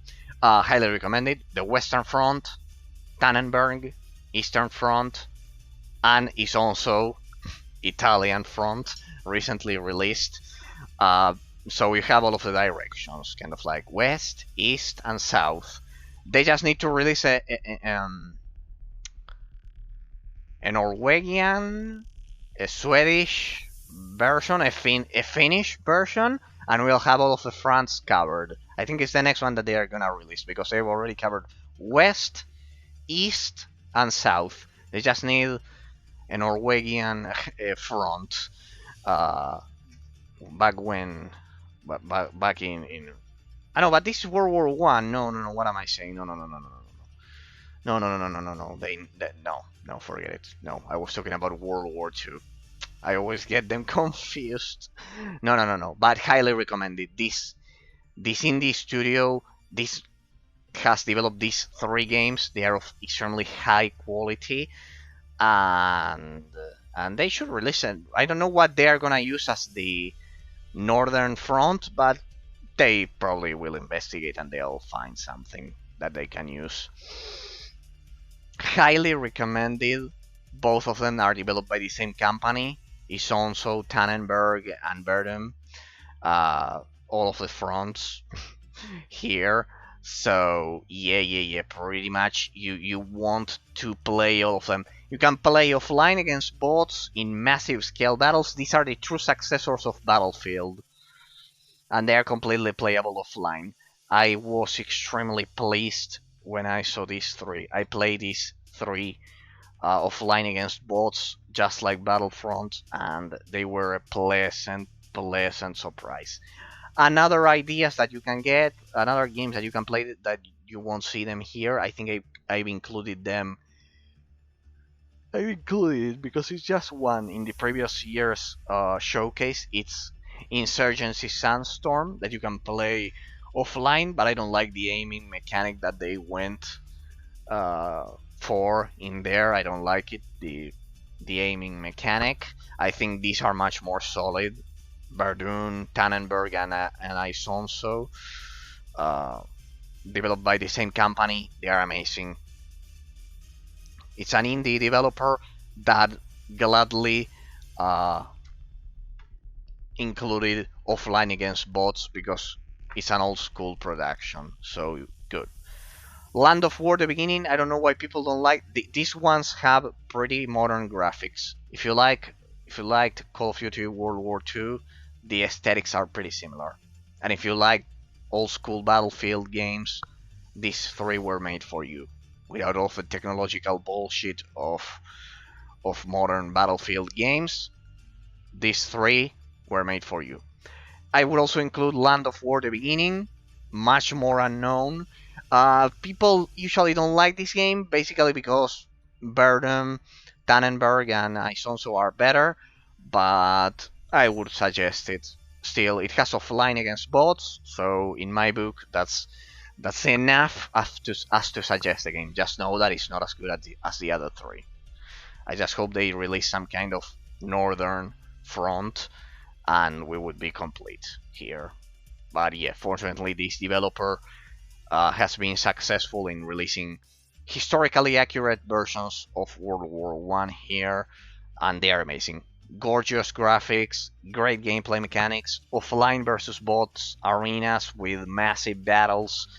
So if you liked Battlefront here, which pretty much follows the formula thanks to the mod, of course, without the mod, no. But with thanks to the mod, it follows the classic formula of Battlefield. So you have plenty of arena shooters to choose from if you know where to look. So with all that said, we'll get to some extremely isolated and weird categories of the RTS genre that I simply cannot include here, but I should have included them in the previous section, but I simply don't have enough room here. Satellite Rain, Legion, Shadow Tactics, Blades of the Shogun, 7, The Days Long Gone. These are pretty much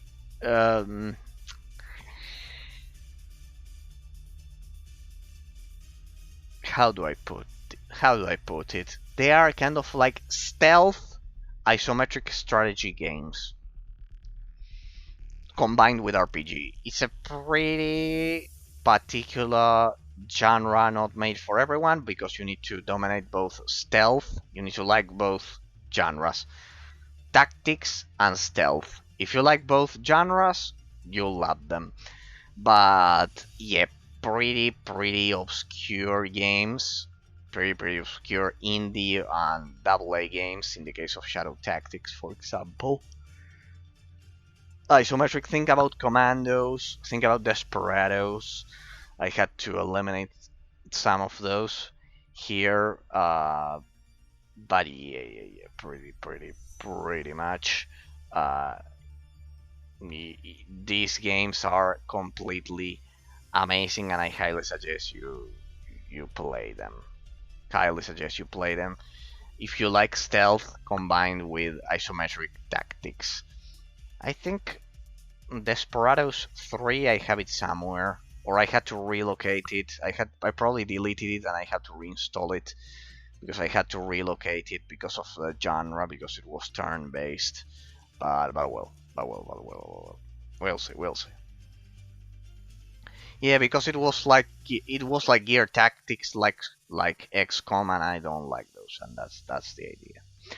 Overlord 1, Racing Hell. I almost completed this game. This one is extremely hard, on hard difficulty. I have it almost complete. I almost completed it back in 2017, and I haven't touched it since then. Pretty weird. I couldn't finish it. It's extremely hard. This is like Pikmin. like Pikmin, like third-person strategy, kind of like moving your minions, similar to Armies, Gates of Hell, or something like that on the PS Vita. There's an exclusive PS Vita game, and also new Little King's Story and Little King's Story, and together with Overlord 1 and Overlord 2, they are the classic examples of Pikmin clones developed by Nintendo for the Nintendo GameCube. I love this genre. Kena Bridge of Spirits is another great modern example. I'm pretty happy for this game. Masters of Anima, pretty forgotten. I think this one is an isometric view, but it's pretty good. I like the third person. This one would be the third person strategy genre. Pretty uncommon. It's like Pikmin clones. Undead Horde. This one was amazing.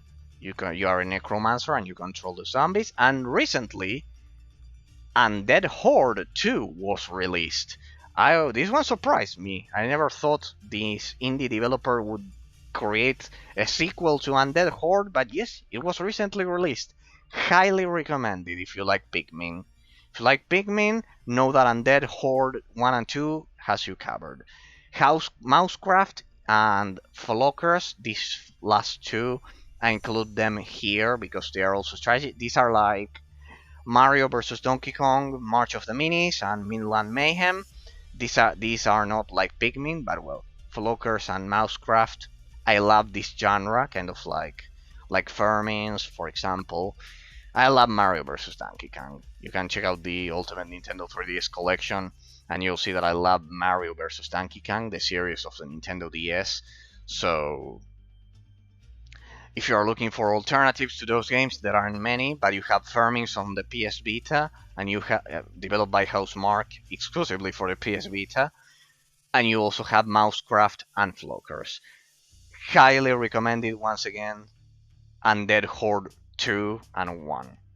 This indie developer, he's a savior for being the spiritual successor of Pikmin, the true spiritual successor of Pikmin.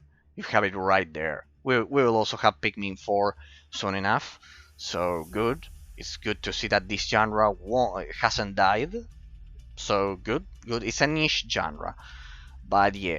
As for the rest of the games, I would also include here Insurgency Sandstorm, and here Desperados, but it's turn-based. The third one, the other ones are real-time. Also Commandos, HD remastered, 1, 3, I don't know. They are Spanish games, pretty famous, but well. Ladies and gentlemen, it's been my pleasure. Today we've covered the FPS genre, a pretty long history.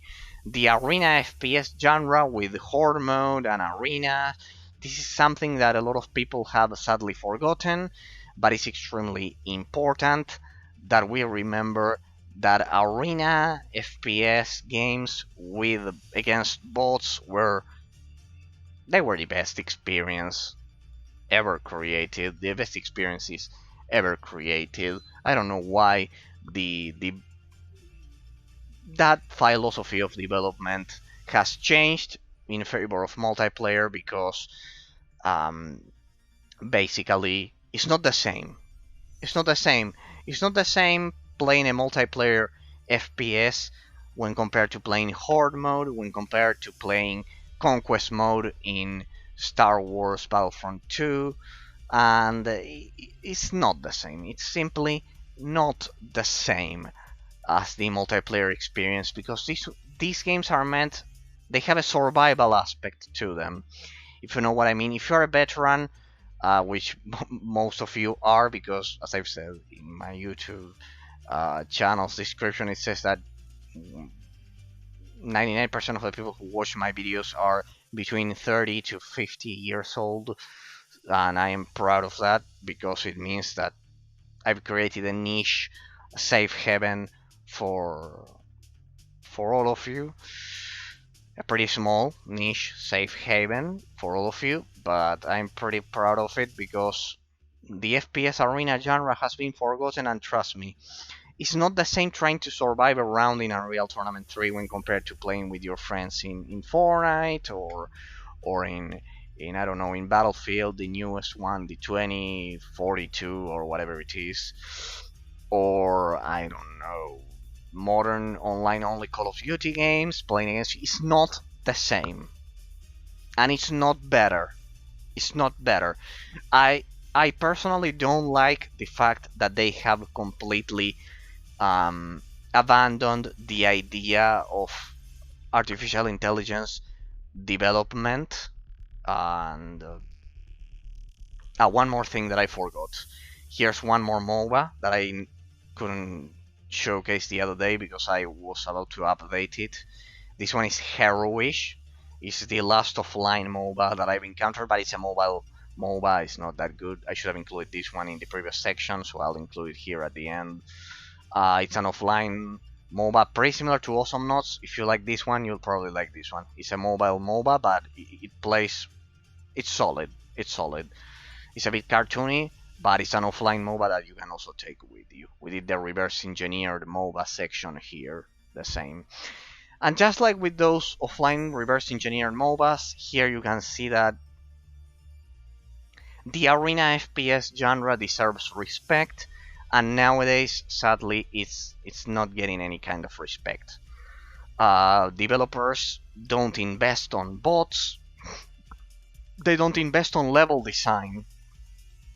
If you compare the level design of Fortnite with the level design of Natural Selection, of any, with Unreal Tournament, with any of these games, you'll with Quake Live even, you'll realize that we've been swindled. That not me in my case, because I'm not the old school players, but modern audiences have been swindled, sadly, because the level design of these games, even the ones like Nexus 2012 that, for example, are extremely forgotten and those things, uh, even those, the design of the arena, because it's not just throwing a bunch of people so they can kill each other. This is the key aspect of it that a lot of people need to understand about the offline arena FPS genre that is now sadly dead. It's not about the debate of playing against humans or playing against bots and saying that playing against humans is much more realistic and fulfilling because you are killing a real player.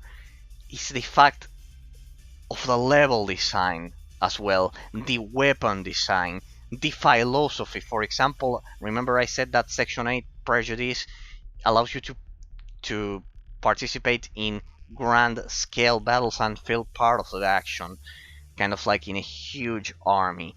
That's basically the idea, people. The incredible design philosophies behind all of these games shouldn't be forgotten, and here they are preserved forever. That's basically the idea. It's completely different. They need to coexist.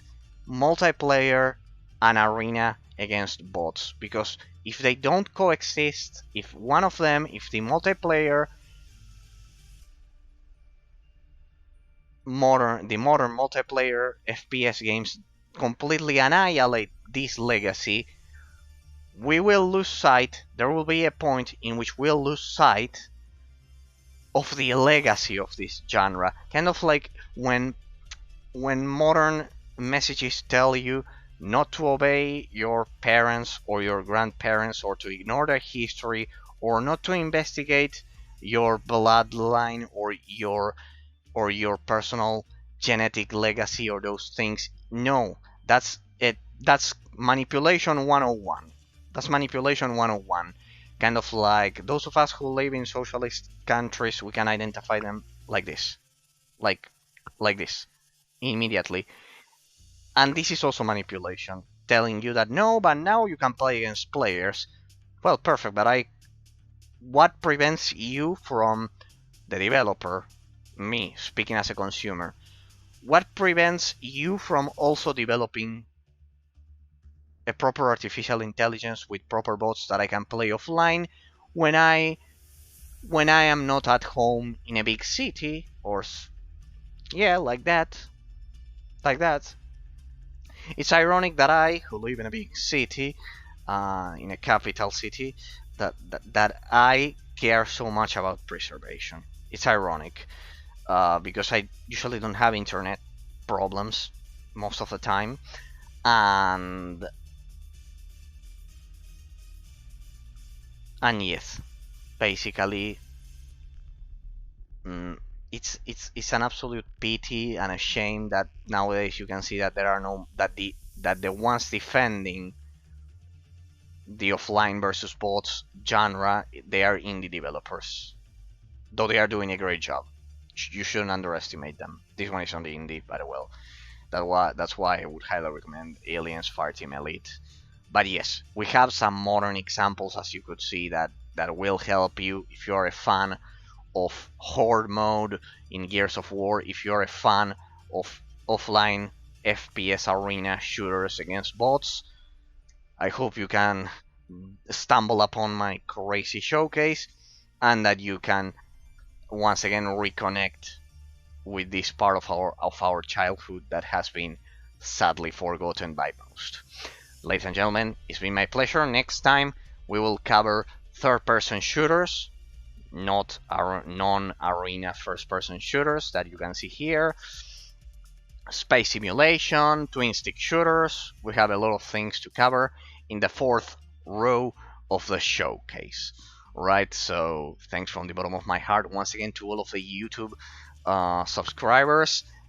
Now that I've fixed and created the alerts there, huge, immense thanks to all of the Twitch, uh, to everyone who followed the channel over at Twitch. You truly encouraged me to continue showcasing all of these games. I was stuck at 16 followers for a lot of time. So thanks from the bottom of my heart, Novach. Thanks from the bottom of my heart, Dima, and thanks from the bottom of my heart, Sweet Rafa. To the three of you, huge, huge thanks as well. Thanks to all of the followers of the Twitch channel from the bottom of my heart. Also, as always, thanks Sayona, thanks to all of the followers of the Twitch channel, because it's much harder to grow here. But well, also thanks to all of the YouTube subscribers. If you remember, if you make your subscription private, I cannot read the name, but if you make your subscription public, you can read the I can read your name here, and we will salute you from here in the poll. So once again, thanks for being here with me in this special showcase on Sunday. And next week we'll go back to the normal schedule. We'll cover on Tuesday this row, Thursday, Tuesday again, Thursday again, and in 2 weeks we will do the offline MOBA showcase. As I've said, Novach, if you're watching, sorry that I missed your follow. This Streamlabs thingy, it updated and I need to log in and log out again. That's why. But then I immediately saw it changed after the stream, and I said, ah, damn, I missed his follow. He followed right when he entered the stream.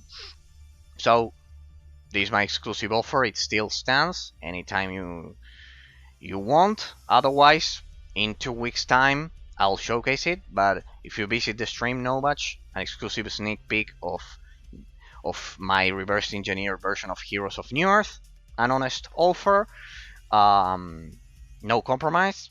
I can showcase this offline reverse engineered version exclusively for you. So yeah, then I will trim that part from the YouTube poll, and I will do the full showcase 2 weeks later in that case. So thanks from the bottom of my heart, ladies and gentlemen.